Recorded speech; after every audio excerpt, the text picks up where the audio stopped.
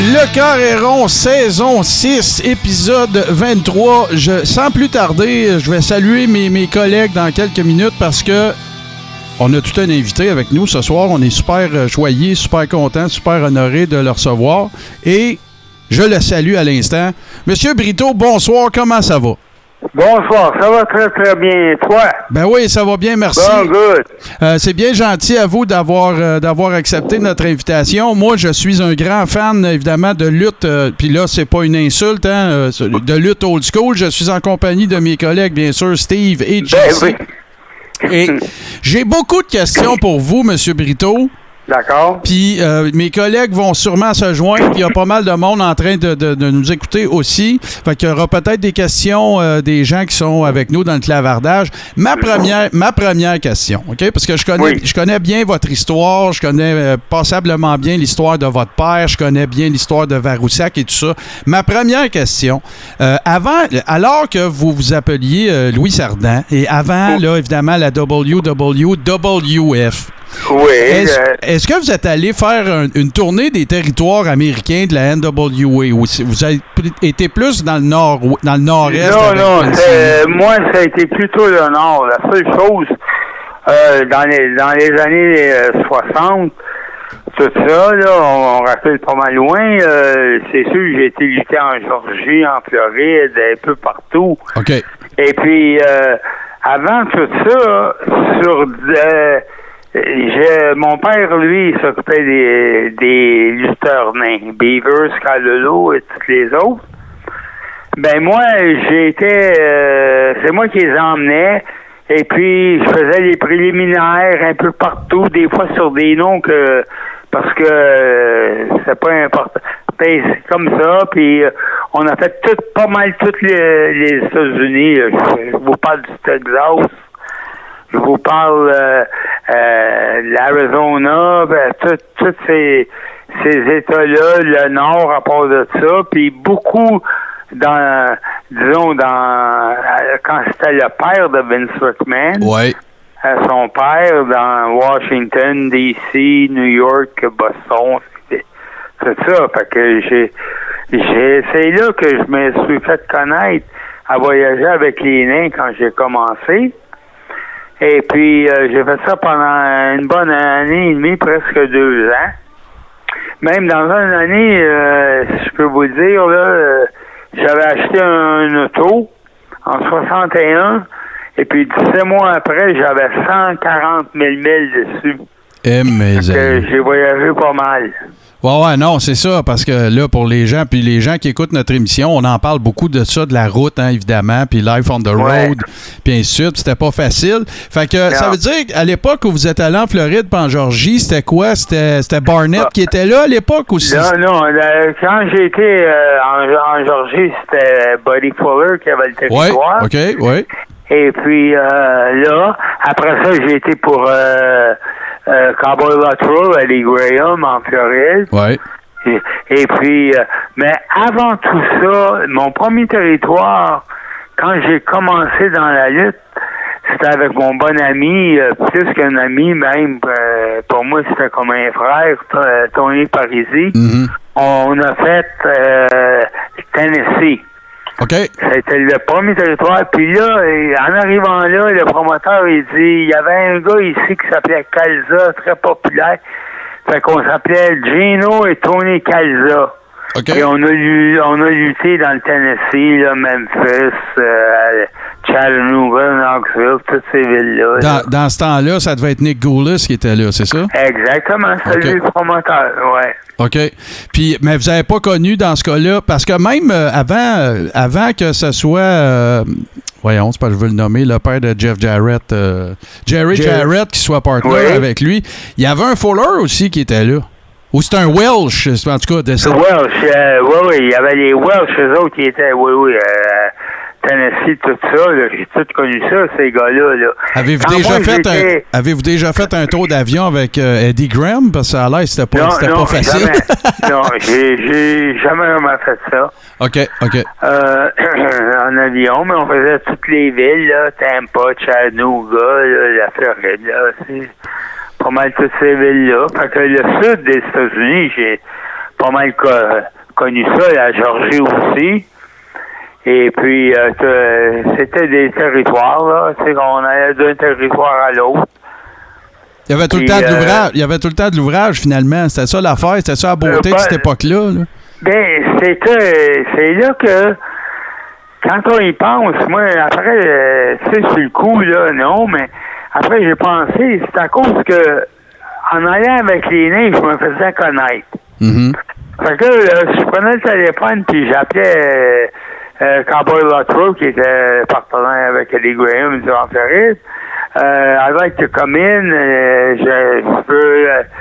puis, oh yeah, I remember you. Fait que c'était facile pour moi, des fois, d'aller dans les différents territoires. Plus mon père était connu à cause des nains, parce que les nains, mon père, c'est lui qui s'est occupé de tous les nains.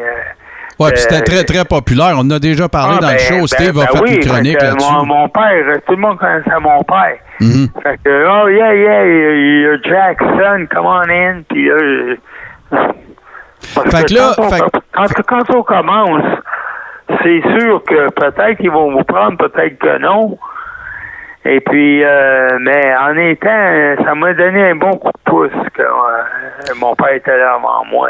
Si après ça, après cette époque-là, là, on se ramène un peu vers le nord, là, parce que là, c'est déjà fait, là, la Palais nationale, tout ça, c'est déjà passé, là. Vous êtes déjà sur la route. Ça, non, là, tout ça, ces affaires-là, là, la lutte amateur, ben oui, vu que j'ai été élevé dans la lutte, c'était ça, puis quand j'ai décidé de devenir lutteur parce que j'avais ça dans la tête, puis pour moi, c'était ça, puis et puis là, j'ai commencé à pour moi, un des meilleurs territoires qu'il y a jamais eu, c'était Détroit. OK. C'était le Chic dans ce temps-là ou c'était avant? Avant le Chic. Okay. C'était Bert Ruby, Harry Light. Mon père était là aussi. OK. Mais il y avait des lutteurs exceptionnels. Puis j'ai été dans le temps là, que vous alliez au gym à tous les jours. Là, et pour, avant que, tu sais, puis des gars comme Jim Haley puis Lou Klein, qui étaient des gros noms dans le bout du Michigan en ce temps-là.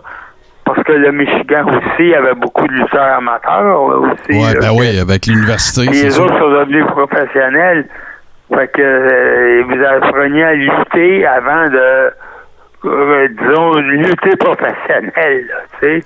Avez-vous, parce que là, vous, là, évidemment, là, vous avez connu, défendu la business, comme on dit, puis le kayfabe, puis ainsi de suite. Ouais, c'est ça, mais avez-vous vécu, j'imagine que oui, là, mais parce que tous les workers en ont vécu, mais est-ce que vous avez vécu des situations au cours desquelles, tu sais, vous avez pas, tu sais, je veux pas le dire le mot parce que je veux pas. Non, je veux pas le dire, mais c'est un mot qui commence par F là. J'avais déjà dû vous faire interpeller un peu comme c'est arrivé à bien des workers au sujet de la business puis tout ça. Parlez-nous de ça un peu. Que vous pouvez vous imaginer, mais on a eu ça, c'est sûr. Surtout dans le territoire de Vince McMahon à New York. Quand on allait dans des villes, les plus petites, c'est drôle à dire pour moi, là. Je sais pas si c'est le même pour tout le monde. Dans toutes les petites villes comme Portland, Maine, Bangor, Maine, disons, là, puis des villes comme ça, les gars, on a eu ça, c'est sûr, là. Puis une couple de ces places-là, ben, on a eu du trouble à cause de ça, là. C'est ça, parce que là, les gars, tu sais, Bill Watts, entre autres, qui disait à ses workers à l'époque, quand il était booker, qui était propriétaire de Mid-Atlantic, tu sais, il disait, si tu perds une bataille d'un bar, reviens pas à job, là. Non, mais c'est ça. Moi, moi, disons, puis Tony, dans le temps, j'étais tout le temps avec Tony, Parésie, puis tout, là. On a eu une coupe, mais c'est sûr, tu sais. Puis il y a bien des fois que je me demandais, tu sais, le gars, il arrivait, va t'essayer, moi, pis tout, il pesait 140 livres, là, que tu vas pas aller frapper un gars de même, là. Ben non, c'est ça. Ça en joke, tout ça. Puis au pire, quoi, une bonne claque à la gueule, comme on dit. C'était tout, tu sais. Mais franchement, je peux pas dire que moi, personnellement, Tony, là, puis notre grand ami, c'était un dieu là-bas à New York, Bruno Sammartino. Hein, elle a regardé sa carrure puis tout, il n'y a personne qui... Puis tout le monde l'aimait, anyway. On n'essayait pas de... Ouais, on joue pas au bras, là, disons. Là, vas-y, Steve, tu avais une question. Mais vous, M. Brito, là, je vous entends rapidement dans votre carrière, vous avez eu un agenda excessivement chargé. Là. Ça pouvait représenter combien de matchs par année là, à vos débuts? Oh, disons, la première année, il y a quelqu'un nommé Vince Novada il m'a donné pas mal tous mes combats que j'ai jamais eus. Il m'a envoyé ça, un gars de Vancouver. Puis la première, pour donner une idée, la première année, quand vous commencez, là, c'est sûr que je n'étais pas au Cobo Hall à Détroit, parce que j'avais pas l'expérience pour ça. Je faisais des villes comme Chatham, Sarnia, Ontario, des villes de même, puis aux États-Unis, des petites villes. J'avais fait à peu près, la première année, à peu près 111 combats dans l'année. Ben, quand même, là, c'est travailler aux 3 jours et quelques pouces, ça, là, pareil. Oui, puis après, j'ai eu des années chargées. Et puis, j'ai eu des années où j'ai eu une couple de blessures que... Ouais. Je sais qu'un genou, hein, je pense, qui vous a fait pâtir pas mal. J'ai eu un genou et puis aussi des fois mon dos un peu, là, tu sais. Ouais. Comme tous les gars, il y avait moi, dans ce temps-là, c'était comique. On avait tout quelque chose, Jacques Rougeau senior, moi, là, je vous parle des années un peu plus tard à Montréal. Ouais. Puis une couple d'autres, on avait toutes des... Fait que, imaginez-vous, on se mettait avant d'embarquer dans l'arène, la sorbine, là, mais qu'on met sur les chevaux, là. Tu sais, les chevaux de course.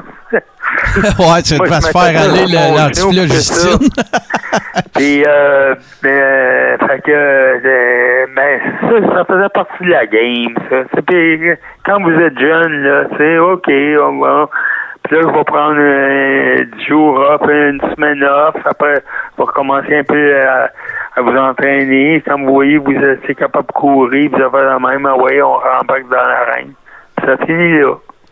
Moi, j'aimerais ça que vous alliez dans vos souvenirs et que vous me parliez d'une soirée qui a dû être mémorable parce que vous avez eu un combat contre les Blackjacks au Madison Square Garden.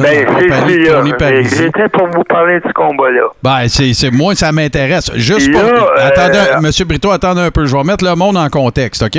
Les Blackjacks, ça, c'était Blackjack Lanza et Blackjack Mulligan qui ont déjà été champions, d'ailleurs, de la WWF à l'époque. Oui. On est au Madison Square Garden en novembre 75. Comptez-moi ça.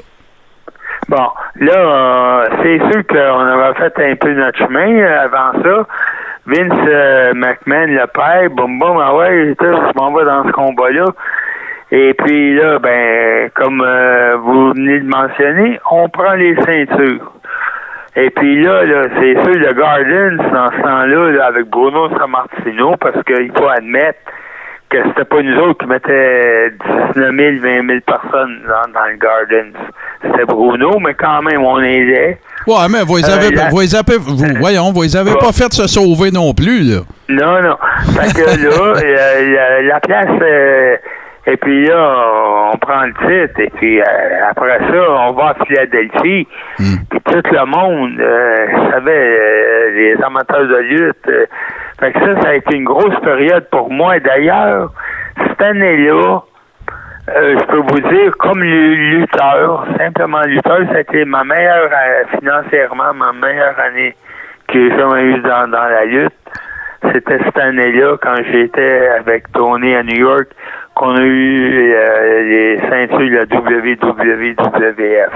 Puis là, vous faisiez un peu avec Dominic DeNucci, avec Tony Parisi, avec Bruno, vous-même, Dino Bravo. Vous faisiez partie d'une filière là, italienne. Oui, ils nous ont donné, parce que il y avait eu une vue qui s'appelait French Connection. Oui.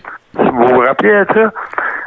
Puis là, le monde, là, surtout là, dans le bout de Baltimore, Philadelphie, Pittsburgh, tout ça a commencé là. Okay. Là, hey, Italian Connection. Italian.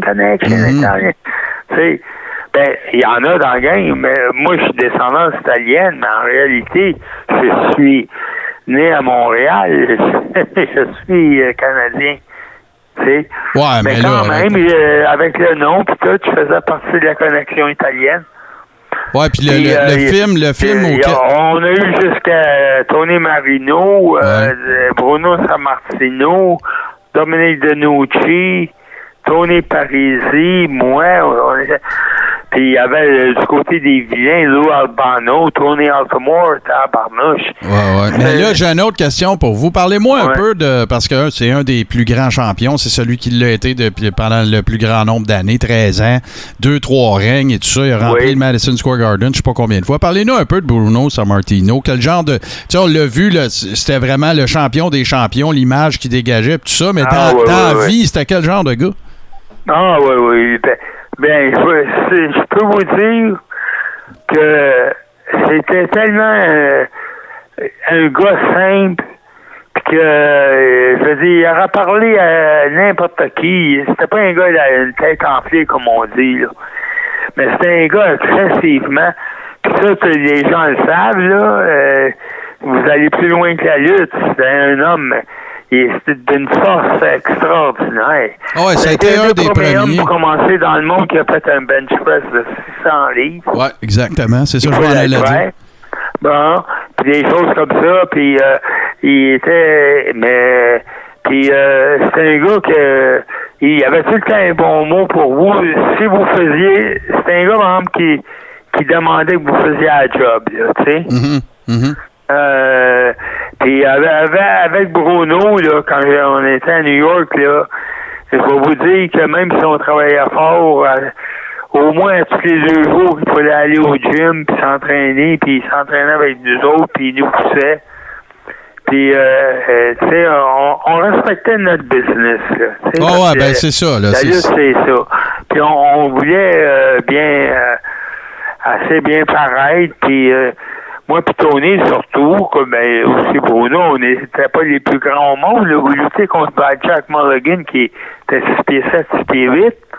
Puis vous mesurez 5 et 10, fait que il fallait être costaud, puis il fallait être capable de bouger. Fait que, non. Puis il était content. Quand il voyait qu'on faisait une bonne job, là, ben, il était faut vous dire, souvent, après des combats de lutte, c'était la fête. Ouais, j'imagine. Ben, dans son cas, lui, je l'ai déjà entendu raconter dans une short interview. Quand il a battu Buddy Rogers pour la ceinture à la fin des années 60, la première run qu'il a faite, il était, lui, pour célébrer, parce que sa famille était à Pittsburgh. Sa femme était à Pittsburgh, il était originaire de ce coin-là. Puis, pour faire le party, il était tout seul dans une chambre d'hôtel avec 1 litre de lait puis un poulet grillé. Ah, oui. C'était un gars, là, faut vous dire, puis on allait, puis on aimait le Greek Town aussi, là, parce que lui, il aimait manger le grec, des choses comme ça. OK. Puis on allait, puis on fêtait, tu sais. Puis, mais ça n'a pas été comme ça n'a pas été un Jean Ferré, boire beaucoup, tout ça. Non, c'est ça. Attention. C'était pas un pardon animal. Il a décidé de perdre du poids, même, là, tu sais, il s'est mis sur une diète assez stricte, pis tout, là, puis... Là, M. Brito, vous m'avez tendu à la perche parce qu'on va aller là, justement. Là, parce que là, il y a évidemment le départ de votre père, puis là, bien évidemment, il y a le territoire de Montréal qui reste qu'il faut s'occuper, puis tout ça. Il y a eu, bon... parlez-moi là, de votre association. Vous avez été associé, bien sûr, avec Frank Valois, puis André lui-même, d'une entreprise qui s'appelait Varoussac.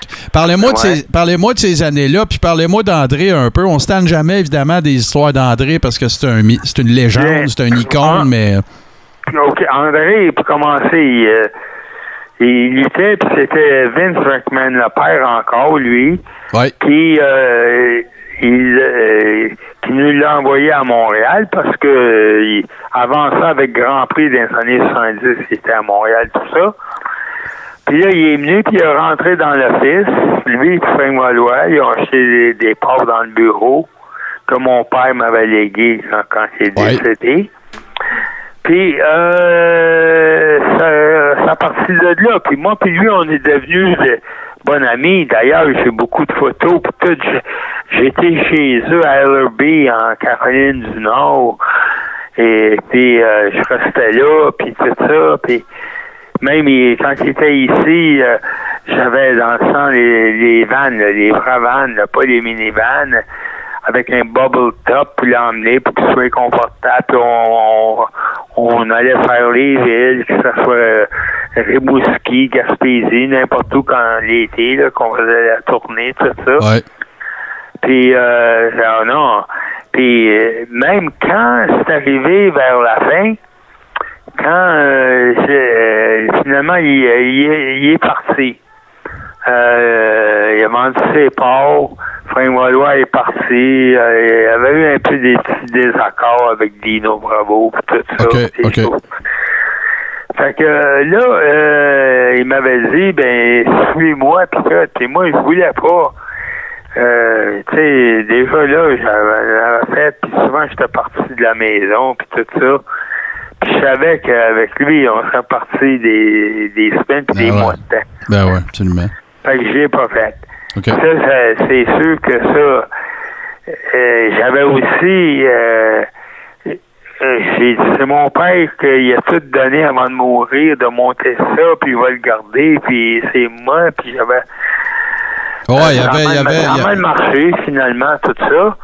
Puis, mais on a tout le temps resté en contact quand même. Puis quand il est venu à Montréal, juste dans le temps, il y avait même un restaurant Le Pichet, son restaurant, puis... Fait que ça a été un bon ami en dehors de la lutte, si vous voulez. Ça a été un très bon ami pour moi, Jean Ferré. Puis encore là, on parle d'un gars que si vous aimez Jean Ferré, il y avait rien de trop beau, là. Exemple, là, vous alliez manger, mettez pas votre main dans la poche pour payer. C'était lui. Mais si vous aimait pas, par exemple, et vous l'envoyez pas par fax non plus. Non, il vous ignorait. C'est point final. Ah ouais, hein, bon. Ouais. C'était un gars, il voulait pas de chicane. C'est pas un gars que, tu sais, il veut dire... lui, il avait sa vie, puis son dicton, c'était s'il y a un problème, passe à côté. Tu sais, il veut dire. Il voulait pas rien savoir des gens qui n'aimaient pas ou des gens négatifs, trop, là. J'ai une autre question pour vous, parce que c'est rare qu'on a l'occasion de discuter avec quelqu'un qui a été quand même relativement proche de Vince McMahon, mais senior. C'était quel genre de monsieur? Voyez-vous un peu du... Lui, là, c'est... Je vais vous dire, comme promoteur, là, ça a été mon favori. Ah oui, hein? Ah oui. Lui, là, il venait, puis bien souvent, je m'arrangeais bien là-bas, puis tu allais bien, puis à l'avant, y a-tu quelque chose qu'il venait... je suis content, t'as fait de la belle ouvrage, puis c'est bon pour la business, là, il parle en anglais, c'est sûr. C'est clair. Puis tout ça, puis non, ça a été un gentleman, ça. Justement, après, quand j'étais en promotion, le géant Ferré nous avait tout invités. Il y avait Eddie Graham, Pat Patterson, Vince McMahon avec nos femmes, tout ça, peut-être chez LRB encore. Puis j'ai jasé des heures, puis encore, j'étais très content. Je te remercie d'avoir venu travailler pour moi. Ah ouais. C'est moi qui, dans le fond, qui disais j'étais content d'aller travailler pour lui. Ben ouais, c'est sûr. Puis je ferais pas ma job si je vous posais pas cette question-là. Ben, c'est ça. Je le sais que vous vous tenez encore au courant, peut-être moins, mais en tout cas, j'ai lu des articles dans lesquels il était fait mention que vous vous teniez quand même un peu encore au courant.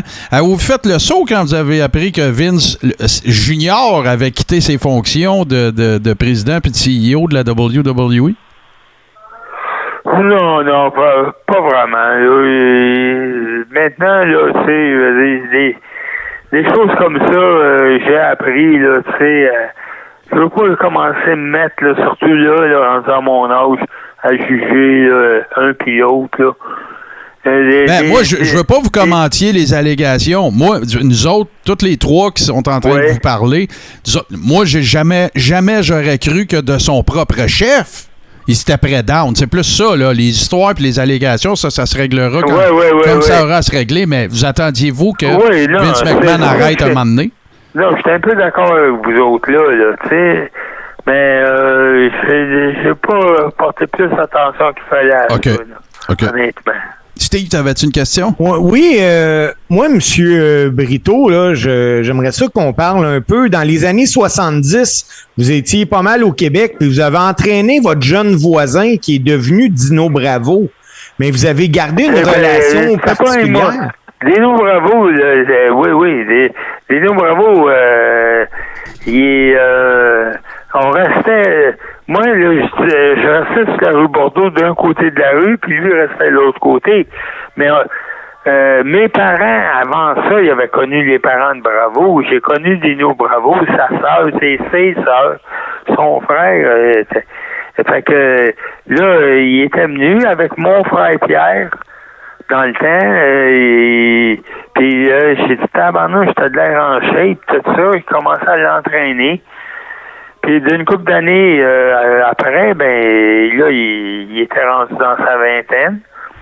Puis il a commencé avec les As de la lutte. Mm-hmm. Et puis j'ai dit écoute, Dino, il y a une autre organisation que Grand Prix qui commence, puis je pense que toi tu seras parfait là, puis il est parti là, puis après, ben vous savez toute l'histoire là. Oh, et puis un peu plus tard, lutte internationale, puis. Oui, après ça, oui. Je veux pas vous rappeler des mauvais souvenirs, puis je veux pas, brasser des vieilles affaires, mais tu sais, ça a été assez gigantesque là, la fin de Dino Bravo, puis comment ça s'est passé. Oui. Tu sais, vous étiez super proche. Vous étiez une figure paternelle pour lui, ça a dû être difficile. Ah oui, on était, ben oui, j'ai connu toute sa vie. Il était même à mes noces, là. Ah ouais, j'ai lu ça. Puis il était pas vieux. Il était pas vieux en ce temps-là. Ben non, il était pas vieux certain. Il avait peut-être 12, 13 ans, là, tu sais, à mes noces. Puis qu'est-ce qui a fait que vous, une fois votre carrière terminée, vous avez écoulé des jours heureux, puis tout ça, puis qu'on voit tellement de gars maintenant, des workers, qui décèdent en trop jeune âge, puis qui tombent un peu dans les excès, tout ça. Qu'est-ce qui était différent dans le temps, qui est devenu, qui a changé un peu plus tard, qui a fait que tout le monde est tombé dans les démons? Pour commencer, que quand j'ai fermé les portes, c'est sûr que ça a été un couple d'années noires dans ma vie, là, je l'admets. On peut s'imaginer, oui. Vous avez une rancune, puis après ça, ben vous vous mettez à penser, il y a d'autres choses dans la vie. Puis jour par jour, c'est dur à dire. À part de je m'ennuyais. Ça, c'est sûr. En partant, c'était ça, là, tu sais, la lutte, ça a été pas mal tout dans ma vie. Pas seulement la lutte, juste le fait de les mécaniques de la lutte, le booking, tout ça, avoir un office de lutte, tout ça, bon. En tout cas, mais après ça, on se replace, que vous voulez, sinon, quoi, vous crevez, là, tu sais, Ben non, c'est sûr. Vous voulez continuer, fait que vous vous orientez ailleurs, puis j'ai été bien aidé par mon beau-frère qui avait mon garçon aussi. On était bien placés avec lui là, après ça. Fait que c'était une autre carrière. Mm-hmm. J'ai oublié la lutte après ça, à part des petites affaires. Là, c'est cette pile-là, mais. Steve, tu avais une question? Oui, ben moi, M. Brito, là, je sais que vous avez travaillé avec des gars comme Abdullah the Butcher, avec les Rougeaux. Vous avez même partagé le ring avec Hulk Hogan. C'est comment de lutter avec Hulk Hogan? Sur le coup, j'avais pas aimé ça du tout. Okay. Puis là, je suis pas ici pour descendre Hulk Hogan. Non. Parce qu'il a fait 100 fois qu'est-ce que j'ai fait dans la lutte, en fait, bon. Mais la seule affaire que je voyais que c'était pas vraiment un lutteur, puis il fallait s'adapter à lui complètement à 100%. Parce que lui, quand moi j'étais avec, il avait l'apparence. C'était un grand, gros gars, musclé, tout ça, peut-être, mais, tu sais, je veux dire, pensez pas que vous allez avoir un match de lutte avec lui, là, trop scientifique.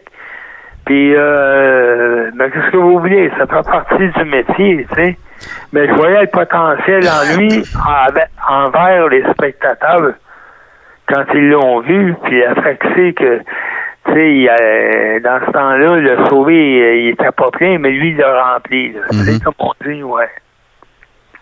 Puis, de tous ces gars-là, est-ce que vous gardez encore contact avec des gars avec qui vous avez partagé le ring? Ben, justement, hier soir, il était vers 9h, 9h30, j'ai un téléphone, c'était Abdullah qui m'a appelé. Ah ben? OK. Oui. Mais j'en ai, chez le poisson, des fois, il y a un couple de local, puis des gars dans le noir, ben c'est sûr, jusqu'à quand qu'ils décèdent. Moi puis Dominique Denucci, on parlait à toutes les 2 semaines au moins, tu sais, puis avec Bruno aussi, puis tout ça. Mais c'est sûr que, rendu un certain âge, là, vous en parlez à toute... Ben ouais, c'est sûr. tu sais, puis dans les nouveaux, ben pas trop, là, tu sais, je veux dire. Je veux pas... c'est sûr, quand Raymond Rougeau, j'ai parlé quand il est devenu maire pour le féliciter, je l'ai appelé, là, tu sais. Puis Jacques Rougeau, une couple de fois, il m'a même musé pour quand il a fait son show au Parc Jory, là, il dit viens faire un tour juste pour annoncer quelque chose. Mais à part ça, très peu, là, tu sais, c'est pas une affaire là, qui se passe à tous les jours, à toutes les semaines, là, tu sais. Moi, pour ma part, j'ai 2 questions que je veux absolument vous poser, là. La première, parce que je demande à tout le monde qui vienne comme invité, avez-vous une anecdote à me conter avec King Tonga? Lui, King Tonga, ça a été... lui, c'était un vrai de vrai, là. Comme tout le monde va vous le dire, c'est ça. Moi, je l'ai vu à Québec, là. 2 supposément tough guys, qu'on appelle, là. Même la police l'avait averti, faites attention, ces gars-là, ils veulent... quand je vous dis, là, vous auriez compté jusqu'à 10. Les 2 gars, il y en avait un, même, il avait perdu la moitié de ses dents. Les 2 étaient couchés. Et il marchait en tabac, comme on dit, là. En bon québécois, il marchait, lui, dans la rue, là. Mais c'est un gars... mais encore là, c'était un bon gars. Puis un gars qui menait à la défense de... Si, là, disons, il y avait certains lutteurs, comme ça arrive dans n'importe quoi, vous pouvez jouer au hockey n'importe quoi, qui voulaient prendre avantage d'un qu'il commençait ou qui était... Un gars, il était là pour lui dire, hey, toi, calme-toi, là, c'était pas un... il y avait personne qui avait peur de Tonga. Je parle du côté de que Tonga il fasse quelque chose. D'abord, vous étiez correct avec lui, il n'y avait aucun problème.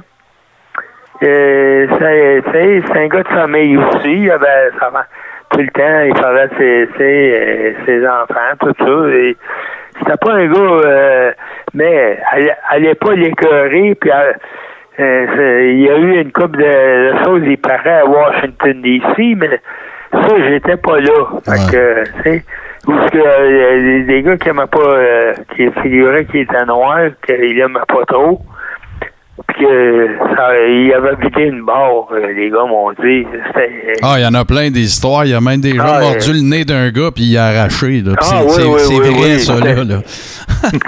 Les gars, non. Tu le cherches pas. Puis moi, ce que je me demandais aussi, M. Brito... C'était un gars très, très facile à faire avec. C'est pas jamais un gars qui aurait dit « j'ai pas été assez payé », jamais, il était content de tout. Tout allait bien. Vas-y, Stig. Puis moi, ce que je me demandais, M. Brito, en terminant, là, est-ce que vous écoutez encore la lutte? Très rarement. Je l'écoute un peu parce qu'un de mes amis maintenant qui m'appelle tout le temps, Pat Laprade, là, qui a écrit des livres, là. Ouais. Oui. Fait que, de temps en temps, puis je vais l'écouter pour voir, tu sais, puis...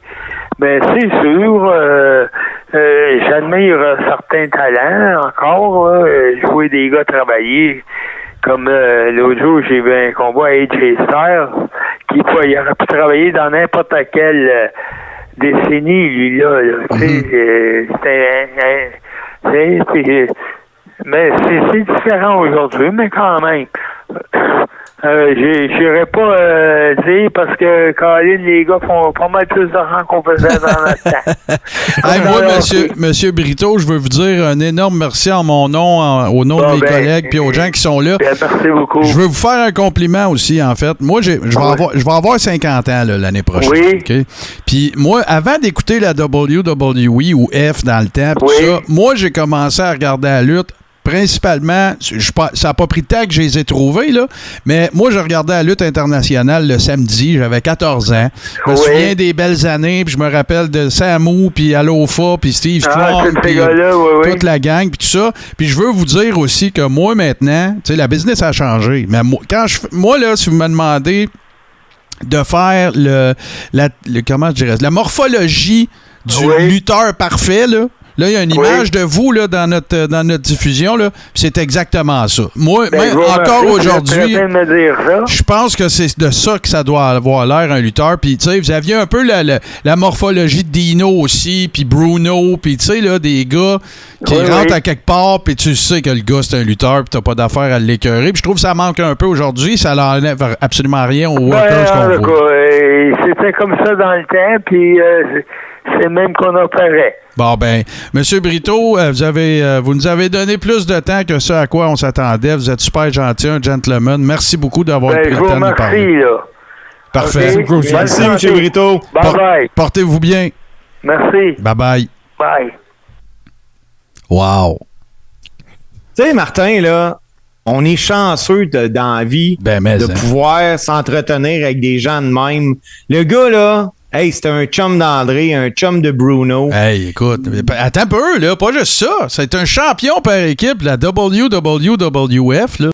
Oui. Gagné au Madison Square Garden. Ah, puis contre les Blackjacks, tu sais, puis ça, c'est un gars d'ici, là. C'est un gars de chez nous. C'est de valeur parce que ces gens-là sont trop souvent oubliés. Écoute, on a passé une trentaine de minutes avec M. Brito, puis je n'aurais pris une autre trentaine facilement. Là, écoute, des anecdotes puis des histoires à n'en finir. Juste une encyclopédie. Ouais, puis une bonne mémoire. Puis pour ceux qui se poseraient la question, M. Brito a l'âge vénérable, là, si je ne m'abuse, de 81 ans quand même. Là. C'est pas écoute, moi, à m'avoir 50, j'étais un petit jeune à comparer à ça, puis il est encore tout là, puis il y a des souvenirs vivides de ce qu'il a vécu, puis tout ça. Puis on est chanceux, on est super chanceux qu'il a accepté de nous rencontrer, de jaser avec nous autres. Puis vous êtes chanceux qu'on ait eu cette chance-là aussi, fait que on va se remettre tranquillement, chers amis, de nos émotions.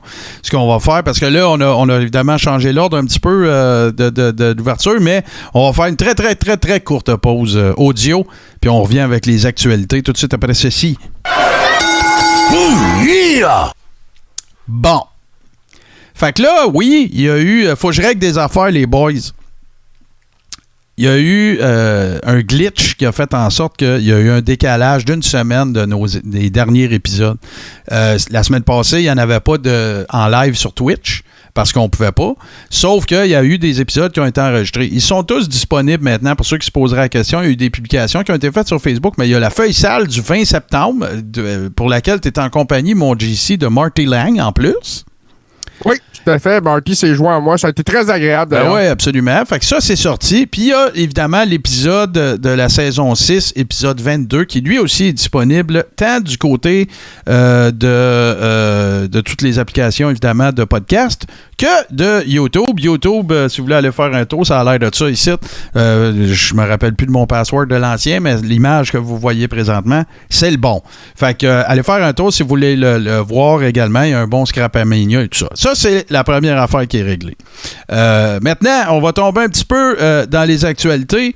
Moi, je vous ai fait part de celle que j'avais. J'ai l'impression, messieurs, que ça va peut-être un peu s'entrecouper, mais je pense qu'il faut qu'on commence par parler de l'éléphant dans la pièce, puis pour moi, c'est la AEW. Évidemment, il y a eu toutes les suspensions. Là, il y a des histoires qui ressortent au compte-gouttes, c'est-à-dire que la version de CM Punk serait peut-être pas exactement celle qui s'est réellement passée, puis son clan, entre guillemets, avec Ace Steel, aurait avoué que c'est CM Punk qui aurait lancé le premier coup de poing, et patati et patata. À la fin de toute cette histoire-là, on se ramasse où? On se ramasse que ça regarde pas bien pour CM Punk et un retour à la AEW. Ben, ça regarde pas bien pour CM Punk, oui puis non. Parce que pour vrai, là, on l'a déjà dit, tu sais, on a tout capoté, là. Il revient l'année passée, puis right, il est hot, puis tu sais, il fait des tapes des promos avec MJF de la mort, puis c'était cool, puis tout le kit. Mais à la base, ce qu'il faut pas oublier, c'est que ce gars-là n'est pas nécessairement revenu à la lutte parce qu'il aime la lutte.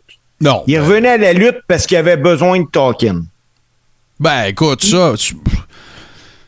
Écoute, je le sais pas, Steve, je le sais pas. Parce que le gars, il a fait des collaborations avec Marvel dans des cartoons, dans des comics. Il en avait déjà de serré. Je pense pas que c'est parce qu'il avait peur de la fin du mois. Puis, excuse, il y a eu un papier contrat avec le UFC aussi. Là. Ouais, écoute, excuse-moi, Steve, mais j'imagine que Tony Khan, d'une certaine façon, a sorti des gros dollars aussi. Pour le ramener dans un ring de lutte, c'est sûr. Puis, de ce que j'ai vu dans les Dirt Sheet, on parle de rachat de contrat. Il est loin d'être perdant dans cette histoire-là. Non, c'est là que j'allais. C'est là que j'allais parce que, écoute, lui, là, il se fait racheter. Ça veut dire que, supposons, je sais pas, moi, il reste 2 ans de contrat à 3 millions, 4 millions par année. Ils vont lui faire un package deal, peut-être à 5. Gars, tu t'en vas chez vous, mon homme, on entend parler de toi. Puis, je tomberais en bas de ma chaise s'il faisait 3-4 par année, là. Le contrat, là. Ça. Tu sais, peut-être avec la merch puis d'autres affaires, mais écoute, là, tu sais, Roman ne fait pas ça, là. On se calme, là. Il fait ça, mais avec le reste, là. Mais tu sais, son contrat pour aller travailler, worker, en tout cas, je garde. Moi, c'est pas compliqué. CM Punk s'est pensé plus gros que la game, encore. Il y a des affaires qu'il a dit avec lesquelles je suis d'accord, mais des fois, tout n'est pas seulement dans le propos, il y a dans la façon d'amener le propos aussi. Fermer la gueule à Tony Khan devant tout le monde. Il s'est pensé plus gros que le locker. Moi, c'est ça que ça me donne comme impression. Ben, il était plus gros que la business. Oui.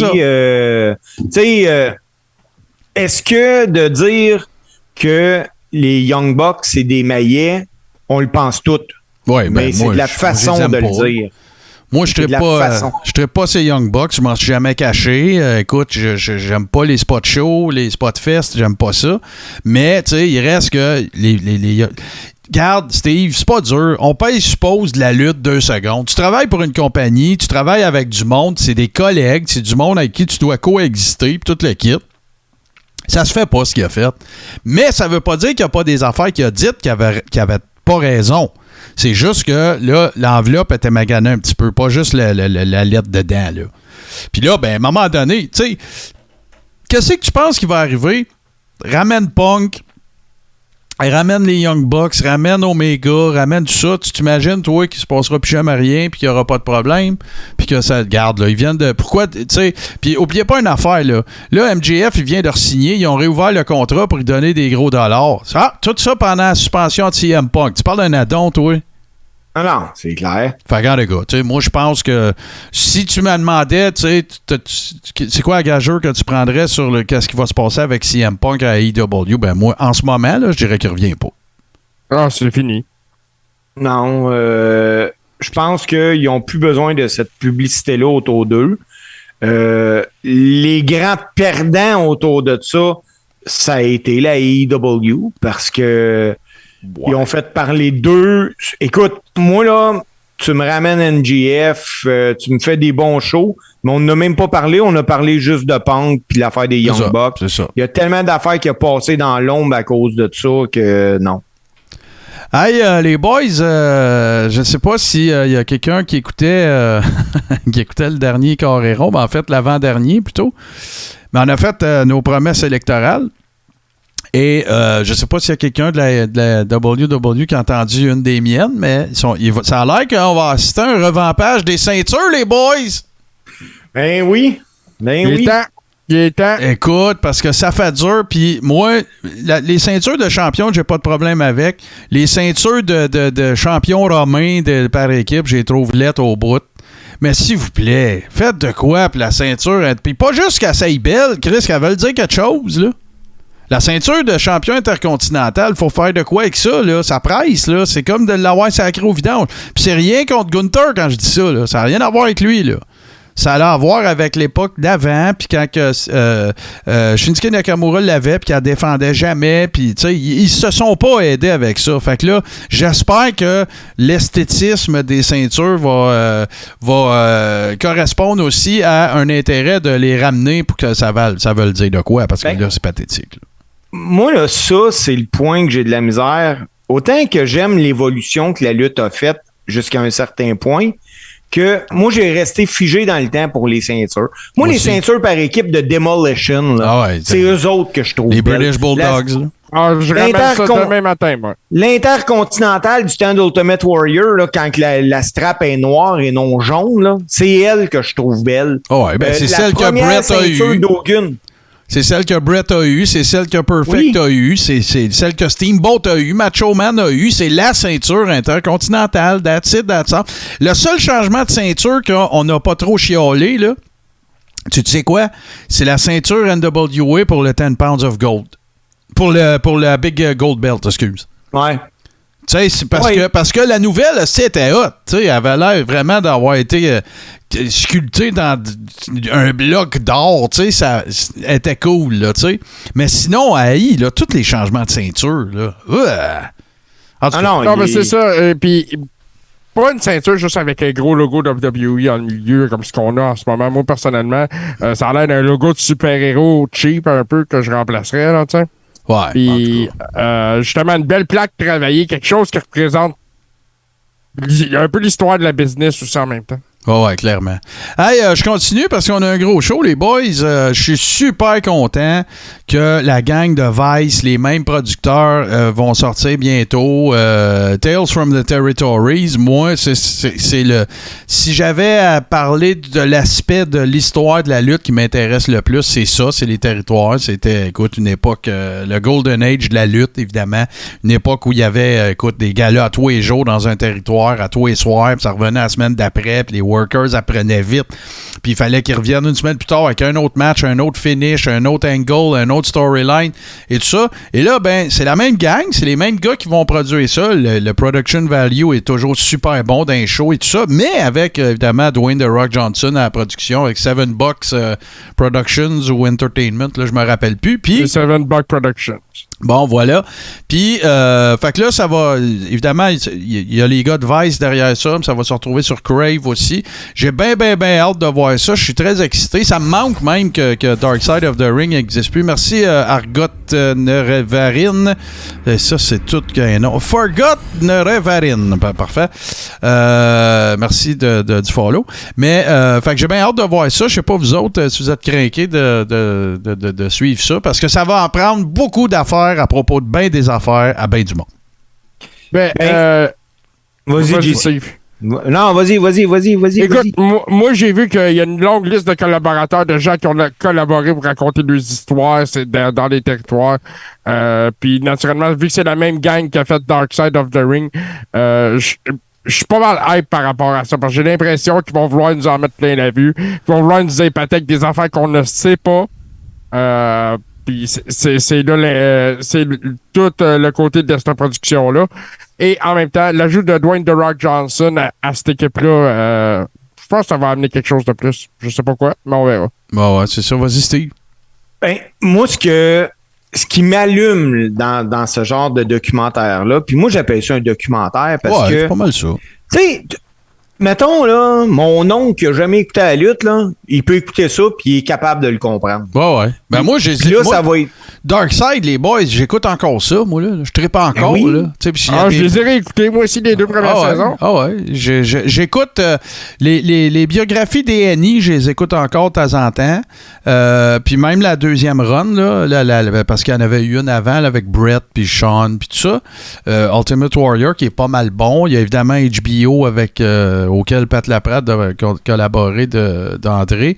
Mais, tu sais, je suis pas mal certain qu'on va pouvoir s'attendre à autant de qualité, là. Je serais pas sûr. Moi, J'ai écouté ça hier, justement, encore une fois, la biographie de Sean. Là. Ouais. Puis, tu sais, encore là, c'est vraiment que ça s'adresse à un large public. T'es pas obligé d'être un amateur de lutte. Non. Puis, ça va être le fun avec les territoires parce que, tu sais, à Dark Side of the Ring, là, ils ont réussi à nous en apprendre à tout le monde, même si nous autres, on est plongés là-dedans. Mm-hmm. Fait que c'est sûr qu'on va en apprendre avec les territoires. Là, qu'est-ce que je voulais dire, donc? Fuck, j'ai perdu mon... Oui, c'est ça. Ben, regarde, je vais continuer, ça va peut-être me revenir, c'était pas ça. Mais, ben oui, grosse surprise. Quand même, pas pire surprise, parce que moi, je m'attendais pas que Paige, mais qui s'appelle maintenant Saraya, fasse un retour. Ben, il y avait déjà été question d'un potentiel retour, comme worker active, mais là, c'est officiel, elle rentrait, Paige / Saraya is all elite, là. C'est réglé. Oui, elle est à la AEW. Ça a été la surprise au gala de Dynamite la semaine passée, après le combat de championnat des filles, naturellement. Là, son rôle au sein de la compagnie va être plus déterminé ce soir, semblerait. OK. On ne sait pas vraiment si elle va lutter. Il y a beaucoup de gens qui pensent que ça s'en va dans ce sens-là. À suivre. C'est à suivre parce que c'est grave là, ce qu'elle avait eu, c'était pas une petite affaire là, c'est pas disloquer un doigt là, ça avait rapport à sa colonne cervicale puis son cou puis tout ça, fait que mais tu sais regarde, on a vu Edge revenir, on a vu Bryan Danielson, on a vu un paquet de monde revenir, tu sais, puis avec des 5e, 6e, 7e expertise. Ce qu'on peut que souhaiter, c'est que ça se passe bien là, c'est clair là, on veut pas la première histoire tragique du genre là.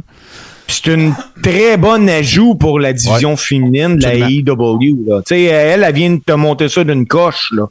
Ben, elle vient de te monter ça d'une coche. Elle vient d'une famille de workers, de promoteurs. Tu sais, vous avez peut-être vu le film, produit par The Rock encore. Mais non, c'est sûr que ça vient de donner du coffre, là. Puis, à leur division féminine, ça donne une légitimité bien plus grosse en ce moment. Puis moi, ce que je trouve vraiment cool aussi, c'est que les lutteurs de la AEW n'ont pas une exclusivité avec la AEW. Donc, Paige va pouvoir aller dans la fédération de sa mère, là, remplir la place parce qu'on la voit à TV. Mm-hmm. Ça, c'est cool. Oh, et ça, c'est cool. C'est la grosse fête la plus indie-friendly qu'il n'y a pas. Là. Je veux dire, tu vois Moxley se battre pour des ceintures à GCW puis un peu partout. Puis, c'est correct. Là. Dans des combats de fous, d'ailleurs, je pense qu'il y en a un qui s'en vient de contre. Ouais, là, ils sont dans la chenoute pour ce combat-là, là, justement, parce que Moxley était supposé de défendre sa ceinture de la GCW. Il y en a plusieurs qui pensaient qu'il allait la dropper puis qu'on a arrêté de faire des deathmatchs. Mais là, il est champion de la All Elite, là. Là, tu peux pas aller perdre ça de même, là. Parce que le champion de la All Elite, je suis pas mal sûr que ses bookings, il est perd pas. Ça va faire penser à Vladimir Malahoff, là, qui va aller se péter à gueule à Tremblant. Ouais. Allez, on règle ça, là. Bon. Le code QR, là, c'est-tu Bray Wyatt ou c'est pas Bray Wyatt? J'aimerais ça que ça soit Bo Dallas, mais non. Moi, je me prendrais un peu plus. Je pense que oui, Martin. Je pense vraiment que c'est Bray Wyatt. Mais moi, je suis WWE, puis si je suis Bray Wyatt aussi, je laisse ça traîner encore un bout, moi. J'ai créé un buzz, là. Il y a un vrai buzz autour de ça, là. Moi, je pense que si j'étais booker de cette affaire-là, le build-up, je le ferais jusqu'à Survivor Series. Oui. Facile. Ben oui. Bon, oui, tu le fais revenir dans un Big Four, là. Ça serait pas mal mieux que le gobbledygooker, là. Tu sais, là, tout le monde spécule, puis évidemment, puis là, il y avait Alexa Bliss qui a dit les paroles d'une toune, je pense, qui était dans le premier vidéo qui émanait du code QR, puis ainsi de suite. Regarde, c'est de bonne augure, là, tu sais, gardez-nous au bout de notre siège un peu. Ça fait qu'on regarde Raw, puis on se dit, bon, il va se passer d'autres choses. C'est correct, c'est la game, c'est correct. Puis, tu sais, si ça peut donner aussi une couple de segments de backstage que moi, je vous ai déjà promis que si vous faites de votre podcast, le Coréron, votre podcast préféré, ben que je ferai des pressions auprès de la WWE pour qu'ils ramènent des segments backstage. Parce que moi, ça faisait partie des affaires que j'aimais, tu vois. Puis, je te parle pas de n'importe quelle niaiserie puis sortir une main dans mes young, là. Non. Je te parle de créer des storylines, tu sais, parce que, regarde, j'ai écouté Raw de cette semaine, là. OK? C'est pas parce que c'est des filles. Ça aurait été des gars, je dirais la même affaire. Mais l'Open, c'est trop fucking long. T'aurais pu nous raconter une histoire très similaire, puis ça aurait pu se passer backstage entre des matchs de lutte. Tu sais? Mais là, regarde, c'est plus ça, puis c'est Disney à cette heure. C'est vrai qu'il y a eu trop de blabla là-dessus. Ben, tu sais, je veux dire, à partir du moment où est-ce que tu dis que là, ben, regarde, c'est moi la meilleure, puis nanana, puis que l'autre, elle arrive, puis elle dit, ben non, t'étais la meilleure parce que j'étais blessé. Parfait, let's get it on, là. C'est quoi que t'as rajouté à ça? Tu reviens pas 4 fois chaque pour dire la même astuce d'affaires. Là, moi, ça m'énerve, là, ça n'a pas d'allure. Je suis d'accord à 1,000,000% avec toi. Ouais, ben on sait, toi, Steve, les promos trop longues, mais tu sais, une promo qui peut être longue, qui a du sens, ça va. Ça tourne en rond, c'est du bitchage de petit niveau en plus, là, tu sais, en bout de ligne. Cependant, ouais. Ça a donné lieu à un bon combat entre Bianca Belair et Io Shirai. Oui, c'est Io Sky à cette heure. Io Sky. Va te faire actionner, fais attention, là. Ouais. Bon, tu vois, ici Suburban, il dit qu'il y a une nouvelle promesse d'Éric Duhem, il va ramener les backstage. Ah non, pas lui. Il viendra pas se mêler de nos affaires. Une petite dernière, petite quickie. Ben, écoute, c'est pas très étonnant, là. Personne n'est tombé en bas de sa chaise, mais Candice LeRae qui est revenue aussi dans le giron de la I. C'est pas une mauvaise affaire.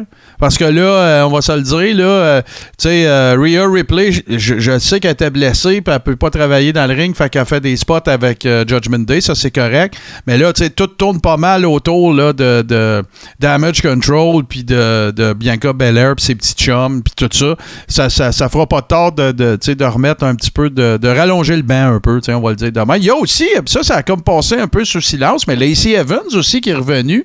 À SmackDown la semaine passée, un look complètement différent. Voilà. Puis moi, puis un bon combat contre la championne en titre de SmackDown aussi. Là. Ah ouais.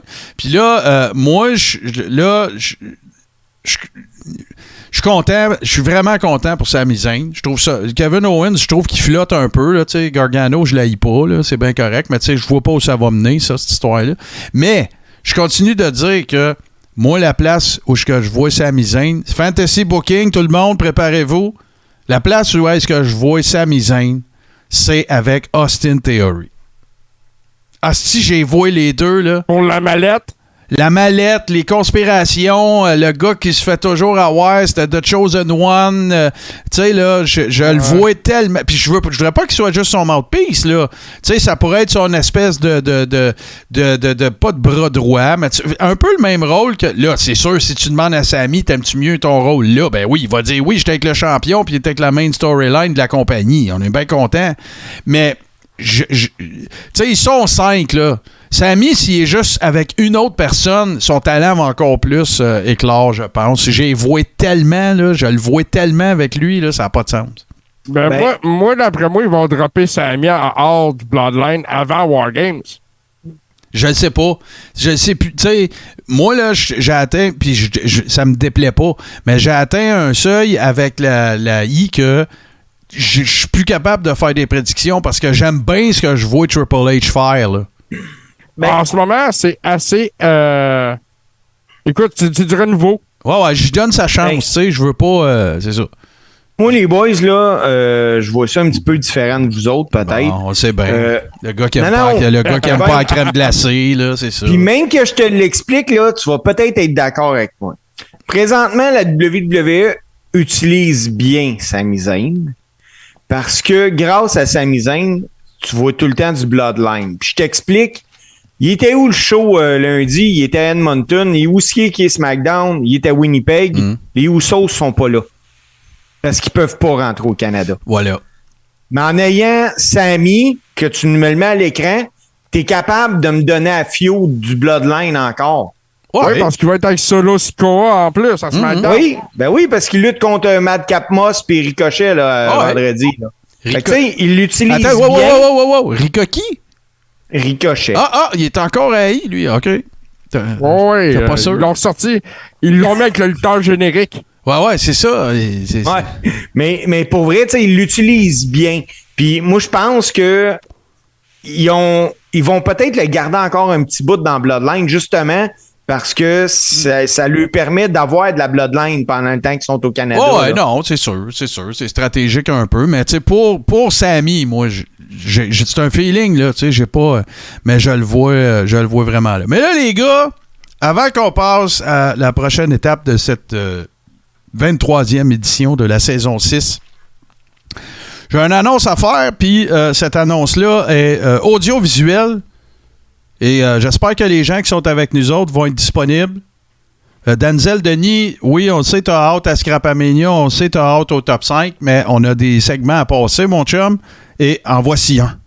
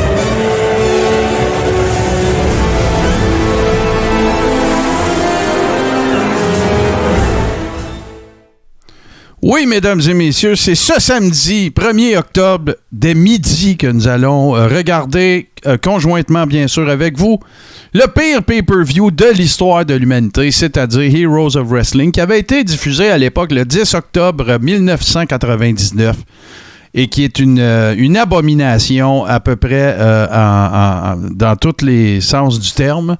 Et on va regarder ça avec vous autres. Préparez-vous un bol de chips, quelque chose, des rafraîchissements, parce que ça dure...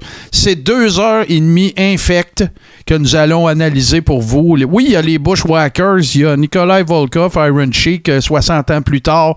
Il y a The Samoan Connection, il y a King Kong Bundy, Yokozuna à 700 livres, Jake the Snake Pété, Jim the Handful, Abdullah the Butcher, One Man Gang, Stan Lane, anciennement des Midnight Express.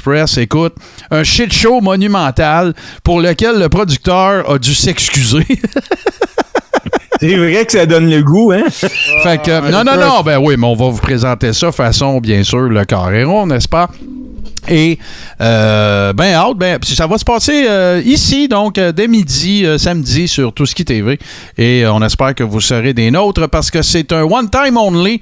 Il n'y aura pas de rediffusion. C'est live, you snooze, you lose. Alors, soyez là, ici même, en fait. Et l'affaire qui est le fun aussi, c'est qu'on a tout synchronisé ça. Donc, le teaser vient de sortir en même temps que nous le sortions sur Twitter et sur Facebook. D'ailleurs, s'il y en a qui sont avec nous en ce moment et qui ne nous suivent pas encore sur Twitter, on vous invite à le faire. Vous avez tout simplement à aller faire une recherche très, très, très simple. Le Carré-Rond. Sinon, c'est A-commercial Carré Old School qui est notre handle sur Twitter. Et oui, GC, il partage des affaires. C'est pas la même affaire nécessairement que vous allez avoir sur Facebook. Donc voilà, si ça vous adonne, allez nous donner un petit follow. Ça va nous faire bien plaisir. Puis là, ben les boys, on continue ça. Parce que on a une chronique, écoute, pas le teaser, mais le poster de cet épisode-là a un peu vendu la mèche. Mais là, on s'en va dans la royauté avec Steve tout de suite après ceci. So this goes to all my freaks out there. Big Papa Pump feature hook up. Holler if you hear me. J'ai pas préparé de thème de musique royale, bien que j'aurais pu, parce que la WWE a utilisé le même thème royal pour tous les lutteurs royaux, ou presque, là, toute fin pratique. Mais Steve, c'est ta chronique de cette semaine, alors je te cède la parole, mon cher. Oui, puis pourquoi j'ai juste donné ça comme teaser, c'est que je vais vous poser une question, les gars, parce qu'à soir, on va parler d'un worker dont le palmarès, il est impressionnant. Sérieux, là, c'est incroyable. Malheureusement, quand on parle des vrais, là, son nom arrive jamais. En fait, quand on parle de lui, là, on oublie réellement qu'il a déjà lutté, je pense, ce gars-là.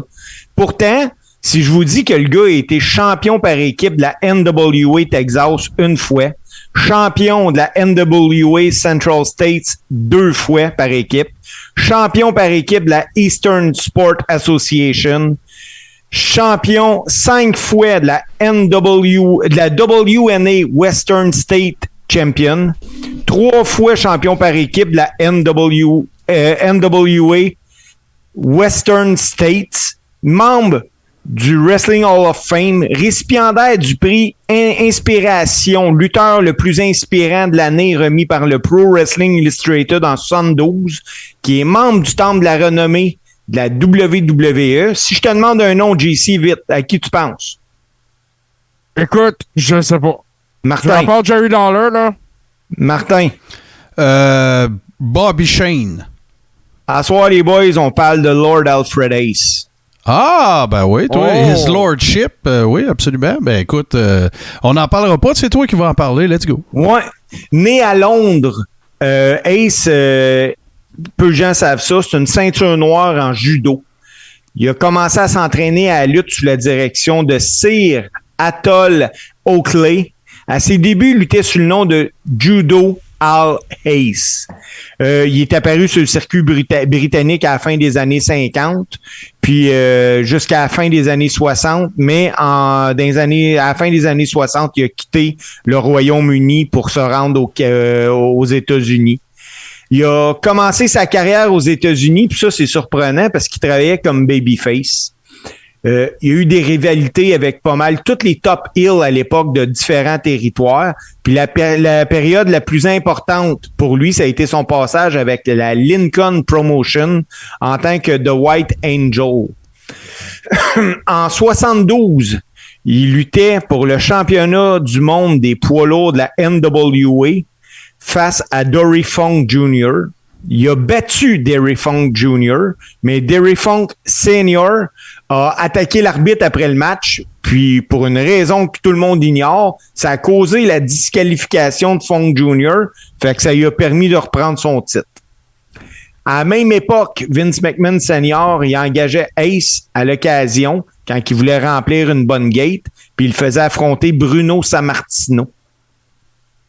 Au milieu des années 70, alors qu'il luttait pour Sam Mocknick à Saint-Louis, il a tourné le dos au public puis est devenu l'aristocrate Lord Alfred Ace. Peu de temps après, Ace a adopté le rôle de manager parce que ses genoux, là, il était scrap. Puis pour lutter, ça te prend des bons genoux. Fait que ce qui est arrivé avec lui, c'est qu'il est devenu le manager de la AWA en Floride, puis plus tard à Montréal, parce qu'à Montréal, c'est Gino qui l'avait fait venir, justement, Gino Brito. Il était gérant de Billy Robinson, du baron Van Ranchke, puis de Jimmy Valiant, que lui était baptisé King James Valiant, puis des Super Destroyers. Il est devenu célèbre pour avoir livré des interviews télévisées avec un accent anglais assez spécial. Puis, je pense qu'il n'y a pas personne qui peut oublier ces fameuses chemises à frou-frou. En 79, Lord Alfred Ace a débuté une feud comme gérant aussi. Je m'en allais l'oublier. Puis, son gérant rival était Bobby Heenan. À la même époque, Jim Crockett il avait offert à Lord Alfred Ace de devenir commentateur. Puis les jouets de tout ça, c'est que la TV était pas encore nationale. Fait que Ace, il était commentateur neutre pour les promotions de Jim Crockett. Puis quand il arrivait dans les autres territoires, il était commentateur bad. Ah. Personne ne pouvait le savoir, mais il est arrivé une revue en 81 qu'en page 4, il parle du travail de Lord Alfred Ace, comment il est bon, ce gars-là, puis comment il est neutre. Mais dans le même magazine, à la page 11, Lord Alfred Ace est voté le commentateur le plus déloyal par les fans de lutte. Moi, je vais t'apprendre de quoi sur lui quand tu auras terminé, que je te garantis que tu sais pas. Lord Alfred Ace, il a rejoint la WWE en 82 comme road agent, mais il a également commencé à faire de la télévision avec Vince McMahon comme intervieweur. Fin 83, plus précisément le 23 décembre 83, il devient le commentateur aux côtés de Vince McMahon au Madison Square Garden. Par la suite, les téléspectateurs ont pu le voir au Tuesday Night Titan, un talk show là, de style WWE. Ouais, c'était comme le Ed McMahon de Johnny Carson, mais c'était Vince McMahon. C'est ça. Puis par la suite, Lord Alfred Ace est devenu une tête de Turc, là, on va s'entendre. C'était toujours lui là qui se faisait riber. Là. Je sais pas si vous vous souvenez de ça, devant une caméra, là, il se faisait remplir la face de crème fouettée. L'autre fois, il était aspergé d'une citrouille. Je l'ai écouté cette semaine, puis j'ai vraiment ri. Il était obligé, forcé de boire les shakes diététiques de Hulk Hogan. La seule angle qu'il a refusé dans toute sa vie, là, Lord Alfred Ace, c'est que Vince McMahon, lui, parce qu'il pensait que c'était bon, il voulait le faire mordre par une chef d'Hillbilly Jim. Oh. Lord Alfred Ace a souvent fait face à l'adversité, mais il s'est toujours démarqué. À preuve, à WrestleMania 1, il est le commentateur en coulisses. C'est lui qui présente les matchs puis les commentaires préenregistrés. À WrestleMania 2, il est le commentateur aux côtés de Jesse the Body Ventura dans le cadre de la partie Los Angeles de l'événement. C'est d'ailleurs lui à WrestleMania 2 qui commente le match Hulk Hogan puis King Kong Bundy. En 86, il devient le présentateur du ring pour les premiers enregistrements de WWE Wrestling Challenge. En tant que commentateur, Lord Alfred Ace, il maintenait son personnage, mais même s'il était réservé, il n'était pas nécessairement heel. Les divers rôles de Lord Alfred Ace pour la WWE, on comprenait entre autres la co-animation de All American Wrestling avec Gene Okerlund. Des commentaires, il est au commentaire avec Gorilla Monsoon de 84 à 90. Puis Lord Alfred Ace parlait également couramment le français. Puis en 94, il a fait quelques émissions aux côtés de Raymond Rougeau parce qu'il remplaçait. Lord Alfred Ace a pris sa retraite de la WWF en 95 après avoir vécu une réduction salariale importante. Puis sur ce point-là, Vince McMahon avait chialé parce qu'il voulait garder Lord Alfred Ace puis il savait pas. Toujours à la même époque, alors qu'il commençait à flirter avec la retraite, il a été impliqué dans un grave accident d'auto. Puis à la suite de l'accident, il a souffert de gangrène, puis il s'est fait amputer une jambe. À la suite de tout ça, puis pour le reste de sa vie, il a été dans l'obligation de se déplacer en fauteuil roulant. Il a passé les dernières années de sa vie dans une maison de retraite, puis les seules fois qu'il sortait, c'était pour faire des apparitions à des conventions de lutte. Il est décédé le 21 juillet 2005 à son domicile au Texas à l'âge de 76 ans. Puis lors du premier épisode de Monday Night Raw diffusé après sa mort, la WWE a rendu hommage à Lord Alfred Ace en sonnant les 10 coups de cloche puis en présentant une vidéo commémorative. Le 15 novembre 2010, dans le cadre du Old School de Raw, c'est la voix de Lord Alfred Ace qu'on entend comme voice off. Puis Lord Alfred Ace a été nommé au Temple de la renommée de la WWE en 2018. Ben moi, Steve, je vais t'annoncer, je vais t'informer de quelque chose qui n'a pas fait l'objet de ta très exhaustive présentation. Lord Alfred Ace était amanché comme un cheval, mon cher. Et Roddy Piper raconte que là, s'il y a des enfants, je vais essayer d'être le plus imagé possible là, pour pas tomber dans la gratuité, bien sûr. Mais il racontait que, comment je t'expliquerais bien ça, un des gags de Lord Alfred Ace qu'il faisait sans arrêt dans le locker, même quand il était plus un worker actif, c'était, parce qu'il prenait sa douche avec tout le monde puis tout, c'était de, mettons, quelqu'un regardait vers la gauche, lui, il s'en venait en arrière de lui à sa droite, et de faire l'hélicoptère avec son engin. Et voilà, il semble-t-il que c'était au grand sous de nombreux rires, mais qui sont rapidement devenus vétustes parce que le monde était écœuré de sa joke plate. Alors voilà, mesdames et messieurs, c'était la chronique de Steve. Et on traitait de Lord Alfred Hayes. Et là, ben, J'en connais un qui va être content parce qu'on s'en va, évidemment, à ce segment mythique qu'est Scrapamania. Et je vous invite à prêter attention et prêter l'oreille attentivement à ce nouveau, on va le dire comme on le dit dans le milieu, à ce nouveau bumper qui va nous emmener vers Scrapamania. Je vous le dis, là, si vous n'avez jamais entendu celui-là. And what you gonna do when Scrapamania run wild on you?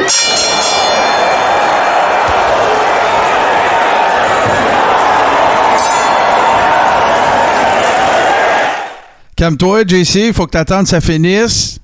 Oh, c'est carré!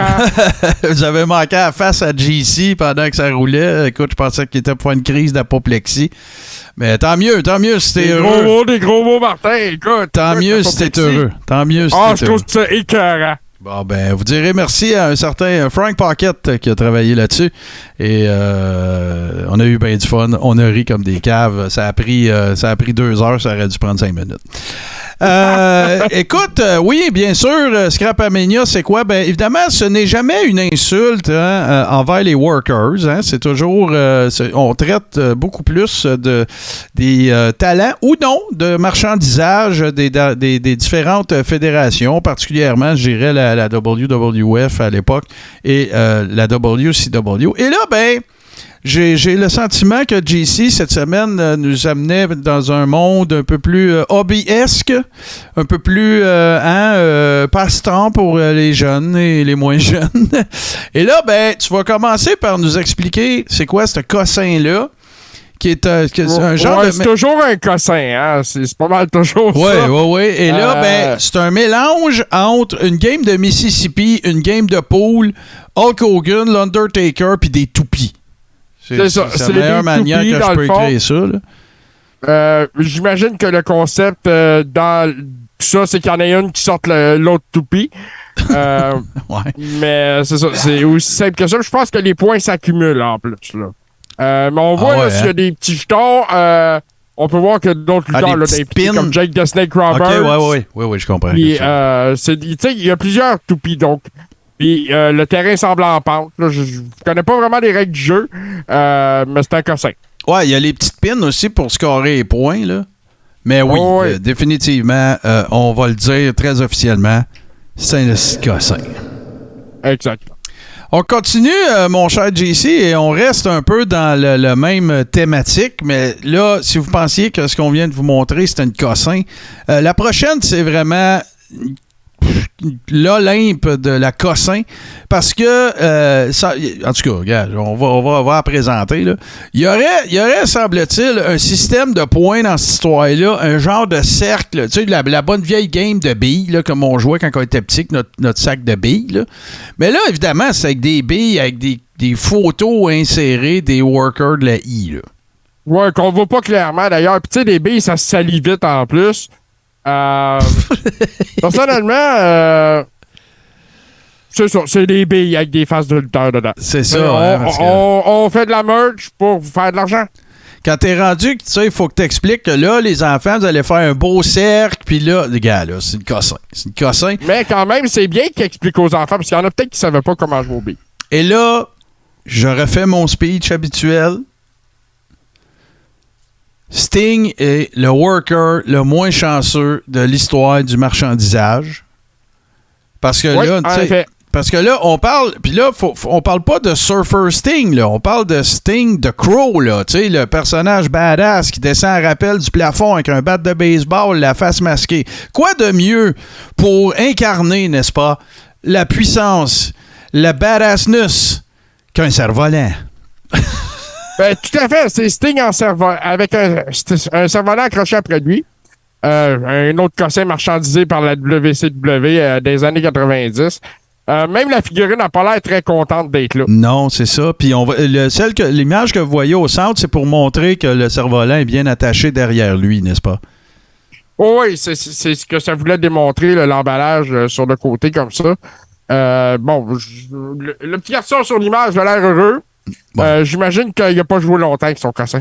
Ben, moi, l'affaire qui me fait le plus rire, c'est pas tant Sting, parce que, tu sais, à la limite, si tu tires la sauce, tu peux dire, ben, Sting, il descendait des rafters, il descendait du plafond, attaché après une corde, en rappel, puis tout. Non. Mais j'aurais peut-être fait le fond du cerf-volant autrement. Ben, c'est là que je m'en allais, tu sais. Moi, je m'excuse, mais where the big boys play, c'est pas une affaire qui va sur un cerf-volant. Je suis désolé, là. Mais c'est vraiment l'utilisation la plus cave qu'il y a jamais eu de ce liner-là. Et c'est ce qui me permet de vous dire, c'est un escassin. Exactement. Hey, on continue ça parce que, écoute, tout le monde y passe, hein. Puis là, ben, écoute, là, tu sais, je m'imagine un jeune homme, tu sais, dans le début de la vingtaine, à l'époque des Monday Night Wars, tu sais, qui est un gros fan des Outsiders et tout ça, et que sa blonde, elle trouve que Kevin Nash, tu sais, c'est un beau bonhomme et tout ça. Ben, quoi de mieux pour la satisfaire, n'est-ce pas, que ce catin-là, de lui offrir ce superbe toutou de Kevin Nash qui ressemble plus à Owen Hart avec un pinch. Moi, je trouve que c'est la version bout-de-chou de Kevin Nash. Ah, c'est bon, ça. Oui, c'est bon. C'est mieux que moi-même. C'est mieux que mon corps. Regarde les cheveux, c'est en laine. Ah, c'est... Il a les yeux frostés. On dirait vraiment là, qu'ils ont pris un mouton, puis la laine qu'il y a autour du trou de balle, là, courte, là, super rude, là, on dirait que c'est ça qu'ils ont pris pour y faire un pinch. C'est dégueulasse. Ouais. Puis on voit que l'étiquette officielle de la WCW là, rattachée après. Là. Ouais, c'est un produit officiel. Ouais, absolument. Et c'est pas parce que, n'est-ce pas, c'est officiel que c'est pas pour le moins atroce. Et là, ben écoute, hein, on continue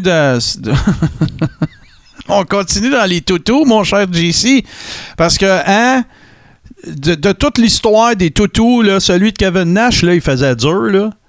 Mais je pense que celui-là, la plus grande dichotomie entre un destructeur et le toutou de lui qui a l'air d'un tata.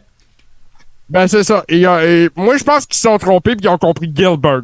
Ouais. Oh, pas fou, ça, oui. Parce que là, écoute, hein, c'est... La ressemblance est loin d'être là. On dirait qu'il a une envie pressante d'aller à la toilette, qu'il n'a pas l'air super confortable. Il est surtout pas très menaçant, Bill Goldberg, là, dans cette peluche-là. Moi, je trouve que ça a l'air du résultat que ça aurait donné si Bill Goldberg... recommence ça, Mark. Bill Goldberg avait fait partie d'un épisode du Muppet Show. Genre. C'est... ça aurait pu avoir l'air de ça. C'est probablement que son personnage aurait ressemblé à quelque chose dans ce temps-là. Mais les yeux cross-side, là... Donc, écoute, c'est rien pour le grand dommage. Non, exactement. Et là, ben écoute, hein, comme tout grand collectionneur qui se respecte, tu sais, il y a des gens, oui, qui collectionnent les salières poivrières, n'est-ce pas? Et Tout à fait. Écoute, avant que tu ailles plus loin, là, oui. Ma mère collectionnait ça, ma grand-mère collectionnait ça, il y en avait des murs. J'ai connu, moi aussi, du monde qui collectionnait ça, puis c'est bien correct. Alors, quoi de mieux que de leur offrir la salière poivrière Bray Wyatt, The Fiend. Écoute, c'est magnifique pour recevoir la famille dans le temps de l'Action de grâce. Tu mets ça sur la table. Voyons donc, Martin. Ah, moi, écoute, moi, tant que quand tu shakes sur tes frites, il y a du sel, tu sais, je suis à l'aise avec ça. Mais, tu sais, vraiment, ben, sel à gauche, tu sais, c'est raté, là. On va se le dire, parce que ça prenait, il aurait fallu qu'il intègre le chapeau dans salière ou poivrière, là. Je sais pas c'est laquelle des deux. Oh. Ouais, en effet. Dans le cas de... Je ne vais pas te dire laquelle est laquelle non plus. Non, mais dans le cas de celle qui est de Fiend, elle est sympathique. C'est réussi, celle-là. Ouais. On dirait deux gros bonhommes Lego. Ouais, c'est ça. On dirait qu'ils sont pinés sur la plaque de Lego, là, tu sais, quand on jouait avec ça. Mais voilà. Donc, c'était l'édition de cette semaine de Scrapamania de notre cher JC. Et, ben, comme vous avez probablement pu le constater, hein, oui, les gros méga blocs, c'est vrai, Chaman, t'as raison, ça fait penser à ça. Oui, en effet. Et comme vous avez pu le constater, très rares ont été les semaines durant lesquelles il y avait le segment Scrapamania dans lesquelles nous n'avons pas vu Hulk Hogan. Je pense que c'est une première. Man. Ouais. Et pour cette simple raison, avant qu'on vienne avec notre top 5, ben, je pense qu'on se l'est mérité. Alors, JC, je te rappelle d'attendre à la fin du segment avant de capoter. Alors, merci, JC, pour cet excellent segment de Scrapamania. And what you gonna do when Scrapamania run wild on you.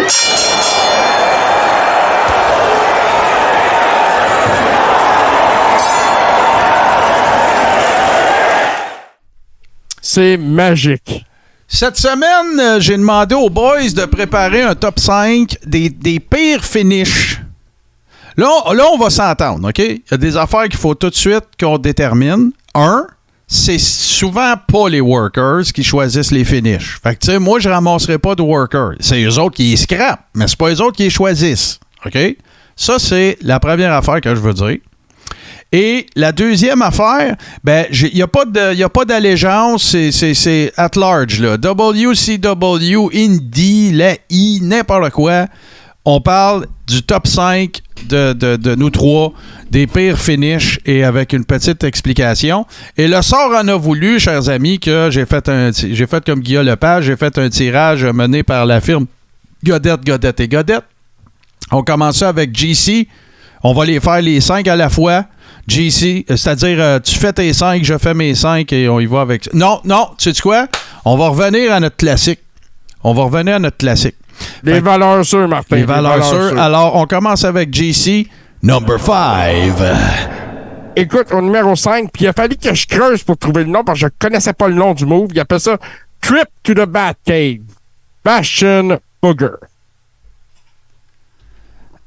Ah, wesh. Parce que là, j'ai des souvenirs de poulet pogné dans... Mais moi, en fait... mais tu sais, quand il s'assoyait sur... Il semblerait que ça s'appelle Trip to the Batcave. OK. Moi, je viens de faire une réalisation. C'est que JC va nous parler de finishing move et moi, je parle de finish de combat. Mais c'est pas grave. Oh, attends une minute. C'est pas grave. C'est pas grave parce que... Steve, est-ce que tu avais compris la même chose? J'avais compris finishing move. Donc, moi, je vais faire mon numéro 5. Bon, ben, ça va être... Vous allez faire tous les deux vos finishers d'abord, parce que si j'avais voulu dire des finishing moves, j'aurais dit des finishers. Mais c'est pas grave. Ça va être entre vous deux, messieurs. Fait que c'est à toi, mon cher Steve, number 5. Côté worker, c'est soft. Côté, je suis spectateur, hostie, c'est ordinaire. C'est le Cali Chop. C'est quand il descend son tomahawk sur la tête du gars. Ah, mais ouais, mais ça, c'était vraiment hyper significatif d'un mauvais worker, là. On s'entend, là. Puis, attends, tu vas voir mon numéro 1. Parce que l'affaire qui arrive, là, c'est que... ben, écoute... C'est parce que c'est son finisher, puis c'est le seul move qu'il fait au complet, tu sais. Exact. Ouais. Tu sais, je veux dire, on s'entend. Il a même pas l'air convaincu lui-même quand il le fait. Hey, les gars, savez-vous quoi? Je vais le faire pareil. Moi, mon numéro 5, puis je vais expliquer pourquoi. Moi, mon numéro 5, c'est le Canadian Destroyer. Et la raison est super simple. Même Stevie Wonder peut voir que les deux collaborent. Tu sais, le Canadian Destroyer comme finishing move, là, c'est rire du monde tant qu'à moi. Ben, Martin, t'es un amateur de lutte. Ouais. T'es un amateur de lutte. Moi, je vais vous expliquer le Canadian Destroyer. Vas-y. Ben simple. C'est quoi un sunset flip? C'est la même style de manœuvre. Ouais. C'est la même affaire. Il faut vraiment que l'autre gars, il pousse, puis ah ouais, let's go, je flippe, tu fais juste le diriger, that's it. C'est ça. Fait que moi, pour moi, c'est un peu rire du monde, parce que c'est évident que sans collaboration, ce move-là, il n'existe pas, puis qu'il n'est pas possible. Il est impossible à faire. Tu peux pas. Si l'autre swing pas, il se passe rien. C'est pas plus dur que ça, là. Il faut qu'il parte par en arrière puis que l'autre, il l'enligne avec lui, là, tu sais, that's it. Fait que le premier, il est fait, on continue ça avec JC. Number 4. Ben, écoute, number 4 de cette incompréhension entre nous, finalement. Moi, je vais avec Umaga, le Samoan Spike. Je trouve que le personnage était trop fort pour un move aussi... Comment je dirais... basic. Ouais, ben... parce que, tu sais, c'est... Tu sais, là, on va... Comment je vais dire ça? On va briser un peu le quatrième mur, OK? Tous les workers d'expérience vont dire au nouveau worker, trouve-toi un finisher qui te blessera pas, tu sais, qui te maganera pas trop, tu sais, parce que tu vas le faire souvent, puis tu sais, il faut pas que tu te... Mais ça, c'est comme la quintessence du finisher pas dur à faire, puis qu'il faut que le suspension of disbelief de tout le monde soit fait, sinon il marche pas le move, là. Tu sais, je veux dire, dans les bons moves, tu sais, le DDT, tu te dis, bah, le gars, il est knocké, tu sais, dans le stunner, même affaire, tu sais, il y a des moves de même que tu te dis, non, c'est sûr, le stomp de Seth Rollins, tu sais, ben ouais. Mais là, ça, tu sais, le pouce sorti, non, c'est un excellent choix. On continue avec Steve, number 4, le pire finisher. Mon numéro 4, le gars était cool à voir aller dans le ring, mais je trouvais ça limite vraiment mauvais, son finisher. Le finisher, il est bon, là, les gars, là. Il est bon. Moi, pour moi, c'est pas un finisher. C'est Scotty 2Hotty, puis c'est The Rum. Quand il part à faire le serpent, là, puis ouais, let's go, je tombe. Ah, The Worm! OK. Oui. OK, The Worm. C'est beau, j'avais mal compris.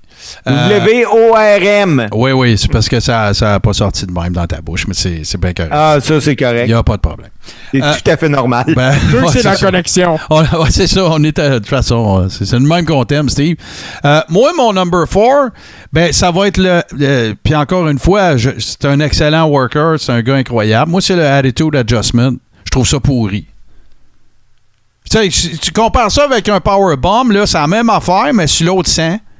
Puis tu donnes pas de swing. Tu le vois vraiment qu'il donne un coup avec ses épaules. Le gars, il fait juste un bump, là, dans le fond. Là. Il fait juste bumper.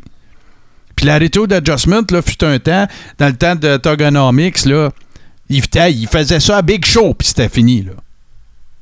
Mais c'est pas pire. On a vu faire ça à Big Show avec Big Show piège sur ses épaules. Ah ouais. Puis le pire, là, c'est que comme bump, là, tu sais, c'est pas pire que quelqu'un qui saute par-dessus quelqu'un d'autre qui ferait un drop-down devant lui, là. Ah oui. Fait que moi, je trouve que c'est un move de marde. Voilà. On continue ça, les boys. On retourne à GC. Number 3. Là, je voulais montrer que j'étais objectif dans cette série-là, dans ce top 5-là, que j'avais pas de parti pris.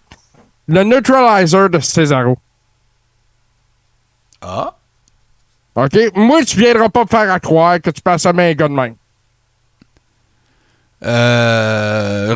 Rafraîchis-moi, mais moi, je le vois, là, mais ça ressemble. C'est comme un neckbreaker spinant, là. C'est ça?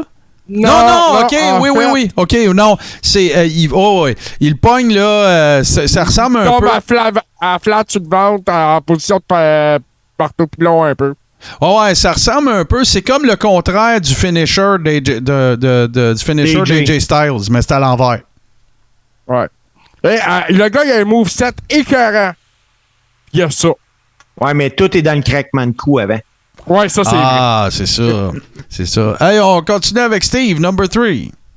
Mon numéro 3 est sûrement celui que je vais me faire pitcher des roches, mais c'est pas grave. Moi, je trouve ça maillet qu'un gars puisse gagner avec ça. Le People Elbow. Ah, c'est vraiment solide. Ouais. C'est un excellent choix. Je l'ai pas dans mes 5, puis ça serait un honorable mention, c'est sûr. C'est sûr et... ouais, c'est un... Parce que... il gagnait avec ça souvent?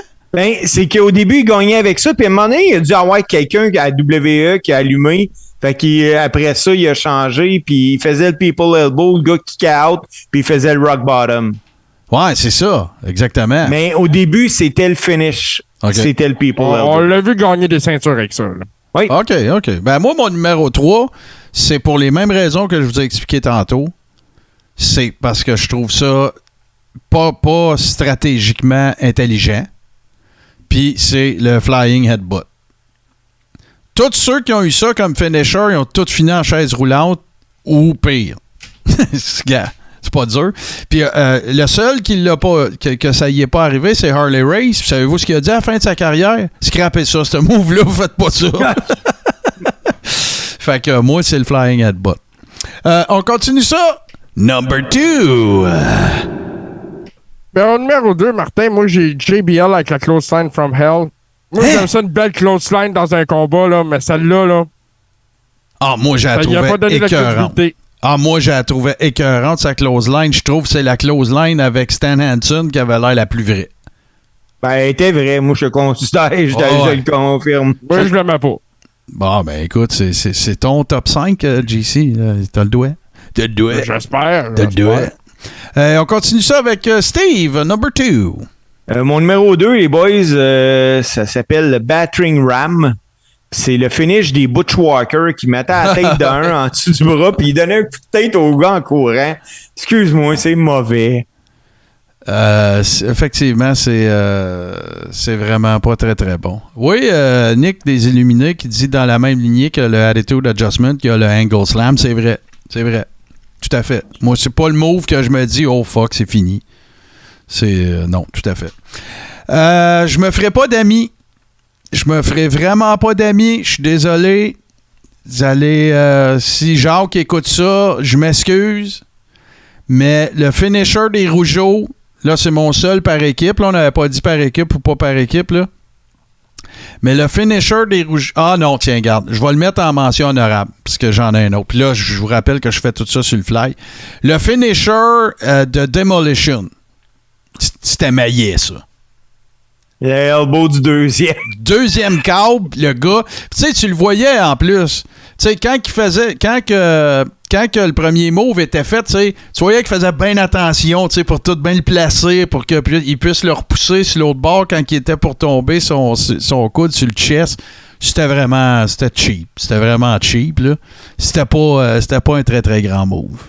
Fait que voilà. Et là, ben, les gars, c'est les bombes. Sortez vos affaires. Moi, les miens sont à chier. Mais c'est pas grave. Et là, on s'en va du côté de GC. Number 1. Le zigzag. Ouais, c'est vrai. Je sais même plus c'est quoi. Et ils sont en arrière, ils l'agrippent par le cou puis ils le draguent à terre. C'est ça. Ouais. C'est quasiment comme une close line à la verticale. Ouais, c'est... Et puis encore là, genre de gagner des ceintures avec ça. Un genre de... Comment qu'ils appellent ça, dont Finn Balor, il le fait tout le temps, là. Sling Blade, mais il tourne pas. Ouais. OK. Il saute dans les airs, puis that's it. Encore là, un gars extrêmement talentueux, un finish de marde. Ouais. Bon, ben parfait. On s'en va du côté du number 1 de Steve. Écoute, moi, mon numéro 1, là, le pire, le gars a gagné des ceintures avec ça. Une fois sur deux, il était mal fait, le finish. C'est le crossface chicken wing de Bob Backlund. Hey, moi, je l'ai vu faire avec le gars qui a le bras en avant, le bras en arrière. C'était mauvais. C'est que c'était mauvais. Effectivement. Puis écoute, il y en a plein qui pourraient... De toute façon, on va vous donner un tour de Honorable Mentions après, là. Mais ça va être à mon tour de sortir mon numéro 1. Moi, le move le plus cave que je trouve, puis c'est rien contre le worker qui s'en servait, s'il y a de quoi c'est intelligent, c'est le hard punch. Tu sais, fait que tu peux donner 25 coups de poing sur la gueule à un gars d'un match, pas grave, mais un coup de poing sur le cœur, il tombe à terre à de mort, là. Non. Je m'excuse, là, mais no. Pas en tout. Et c'est pourquoi c'est mon numéro 1. Et là, JC, si tu veux te reprendre sur quelque chose, je t'offre le premier Honorable Mention. Ben écoute, moi j'irais dans la même lignée que mon numéro 1, comment il s'appelle? T'es capable. Crushing Skull Finale de Miz. Oh là, j'en connais une qui t'aimera pas, là. Regarde, j'en reviens au talent du gars. Mais encore là, cette gars-là, la même machine, elle sera pas contente. Qui serait plus à la hauteur de son talent. La même machine, elle sera pas contente, JC. Elle sera pas contente, je l'assume. Mais c'est sûr que, écoute, c'est pas... tu sais, je suis un peu de ton bord, puis j'adore de mise, là. Mais c'est vrai que, tu sais, c'est pas... tu sais, un bulldog, ça a l'air de fesser plus que ça, là. C'est ça. Puis avec les années, justement, je trouve que le move perd de l'impact. Ah, parfait. Honorable Mention, Steve. Je l'avais dans la tête il y a 2 secondes, puis je viens de le retrouver. Le gars est sûrement parmi les 5 meilleurs lutteurs à avoir passé dans ma TV, puis son finish, c'était vraiment une marde. C'est le Perfect Plex. Ah, de Kurt Hennig. Ben, c'est un Fisherman Suplex, dans le fond. Oui! c'est rien. Tu sais. Non, c'est pas grand-chose, c'est vrai. Mais c'est, tu sais, ça prend quand même, tu sais, le gars qui se le fait faire, il faut qu'il pose, tu sais, puis il pose rien que sur une jambe. Fait que, tu sais, mais si ça te fait rien, c'est bien correct, là. Regarde, c'est des affaires qui arrivent. Et ça va être à mon tour. Moi, pour l'Honorable Mention, parce que je suis un gars de parole, je vais en avoir 2. Le premier, ben, c'est celui que je voulais dire tantôt, puis je me suis surpris.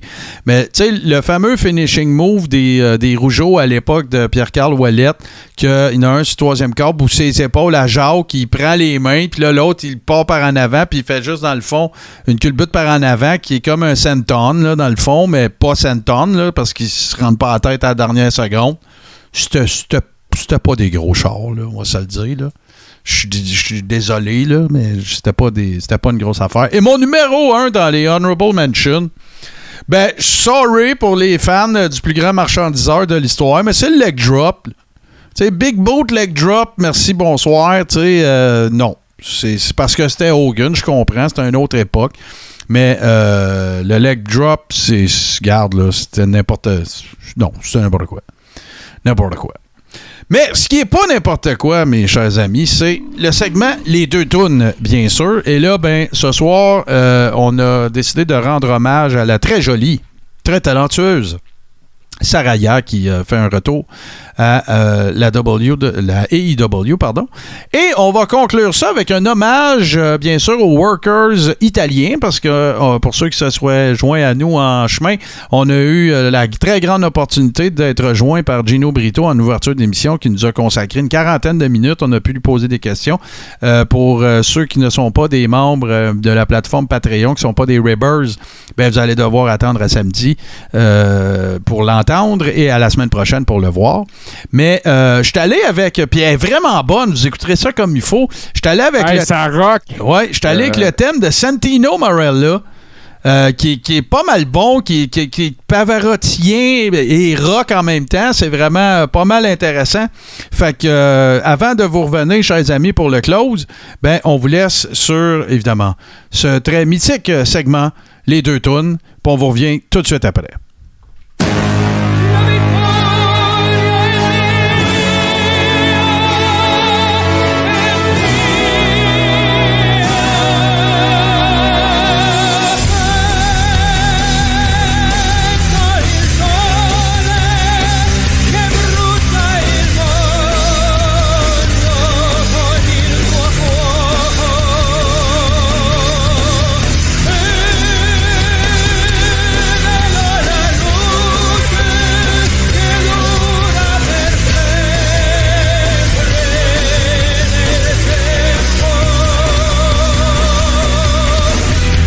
Raggiungerò il mio giorno, possiederò la potenza, la vittoria mia, vinto una storia a tutti coloro che hanno indicato la via, sacrificando ogni cosa.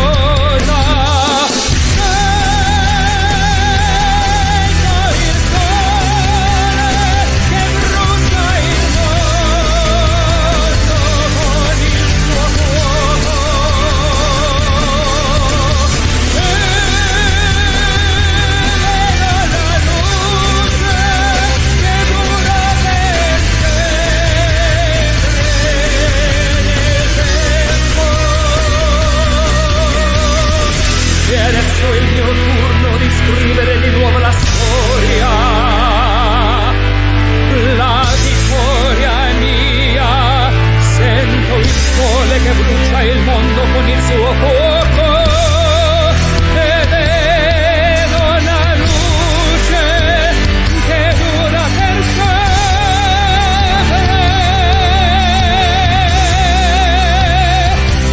Nel tempo.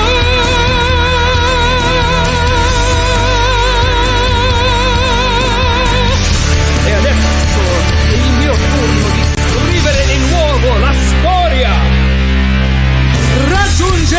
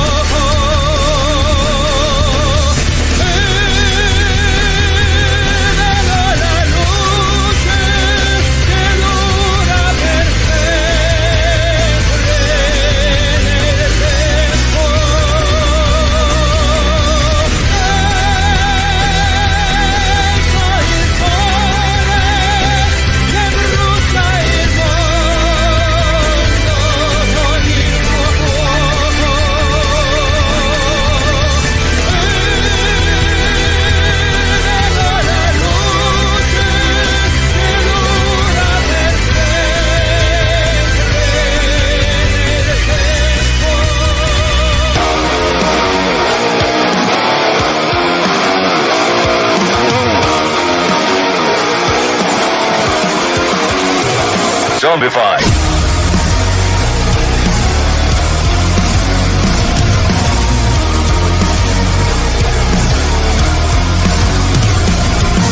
Monsters are living under your bed, 'cause they are the voices in your head.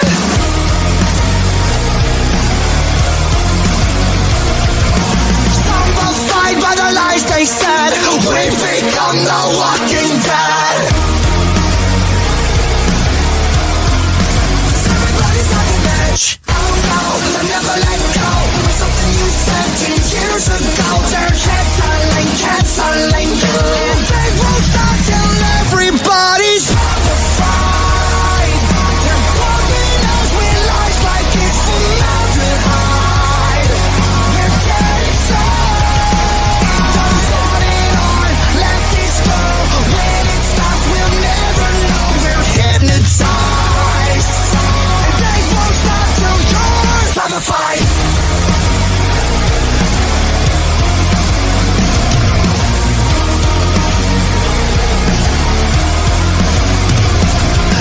Shut your mouth and bite your tongue, 'cause you don't wanna piss off anyone.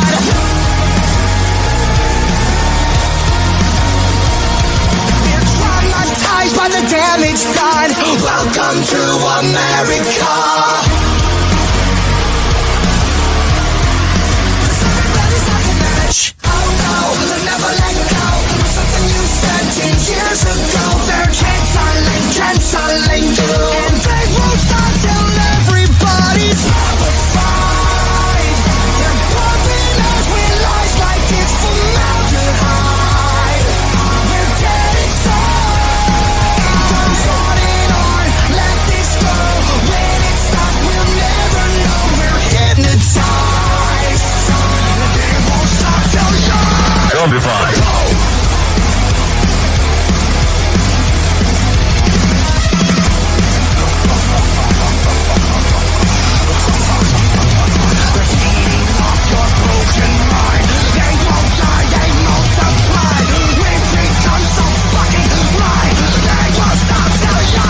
zombified!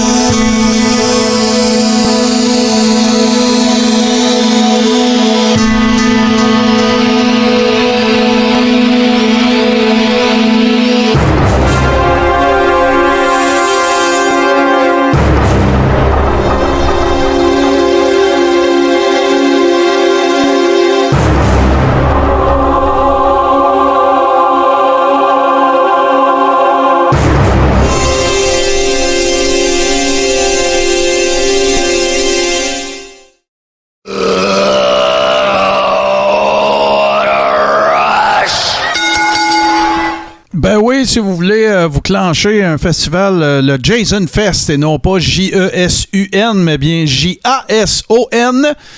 C'est le 29 octobre que ça se passe en ma compagnie et plein d'amis qui vont joindre à moi, ici même sur Tout-Ce-qui TV. Donc, venez faire votre tour. Ça va durer genre 20 heures. Je sais pas comment c'est. Il y en a 11 à regarder. Mais écoute, voilà. Martin, je t'annonce déjà que je prends un congé juste pour ça. Bon, ben écoute, ça sera déjà un auditeur et c'est fantastique. Puis il y a Nat Minou qui dit j'ai hâte. Parfait, merci Nat, on se retrouve là.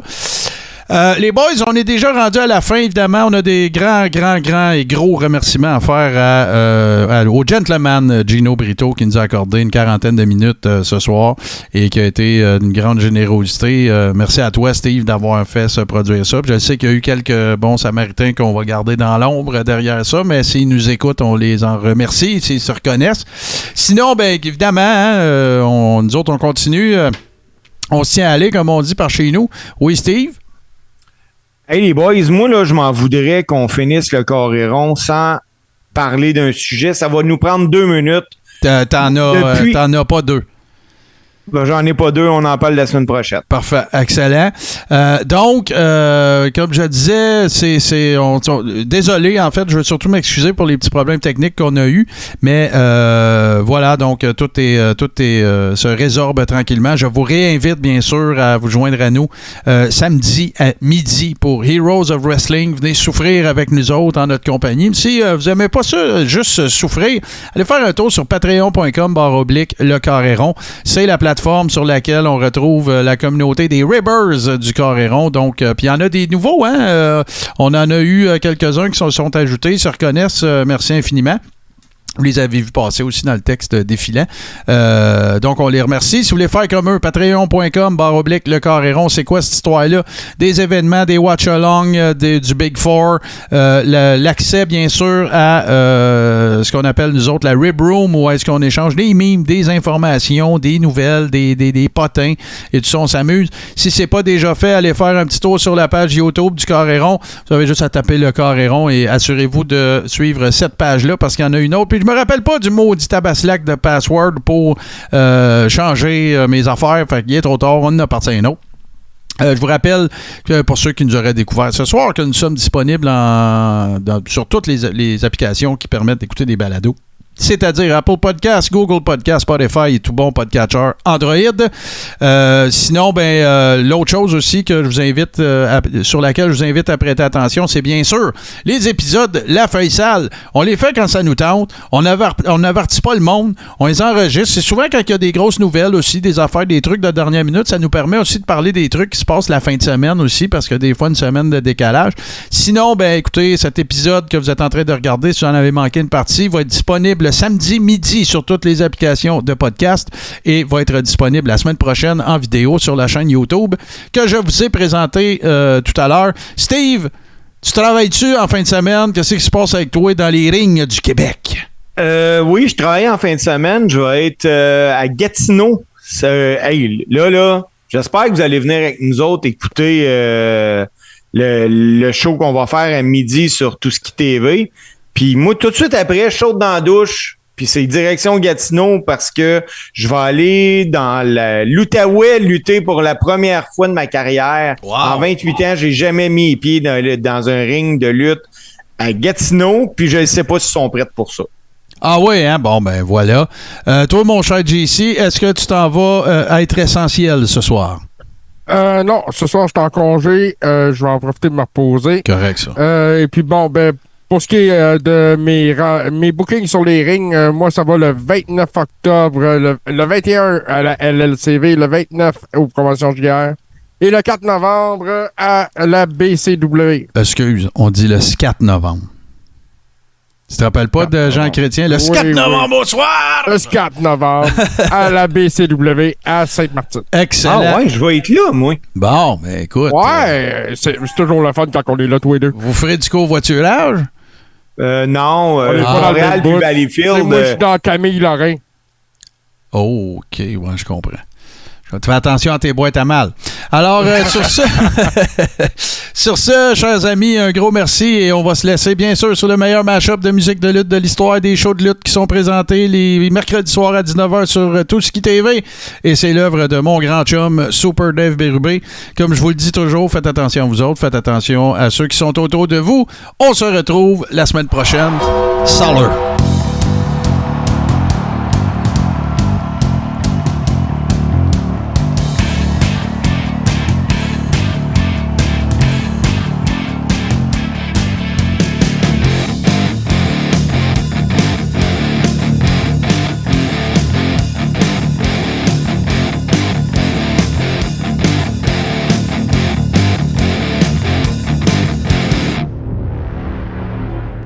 Membre de la famille H2O Web Media.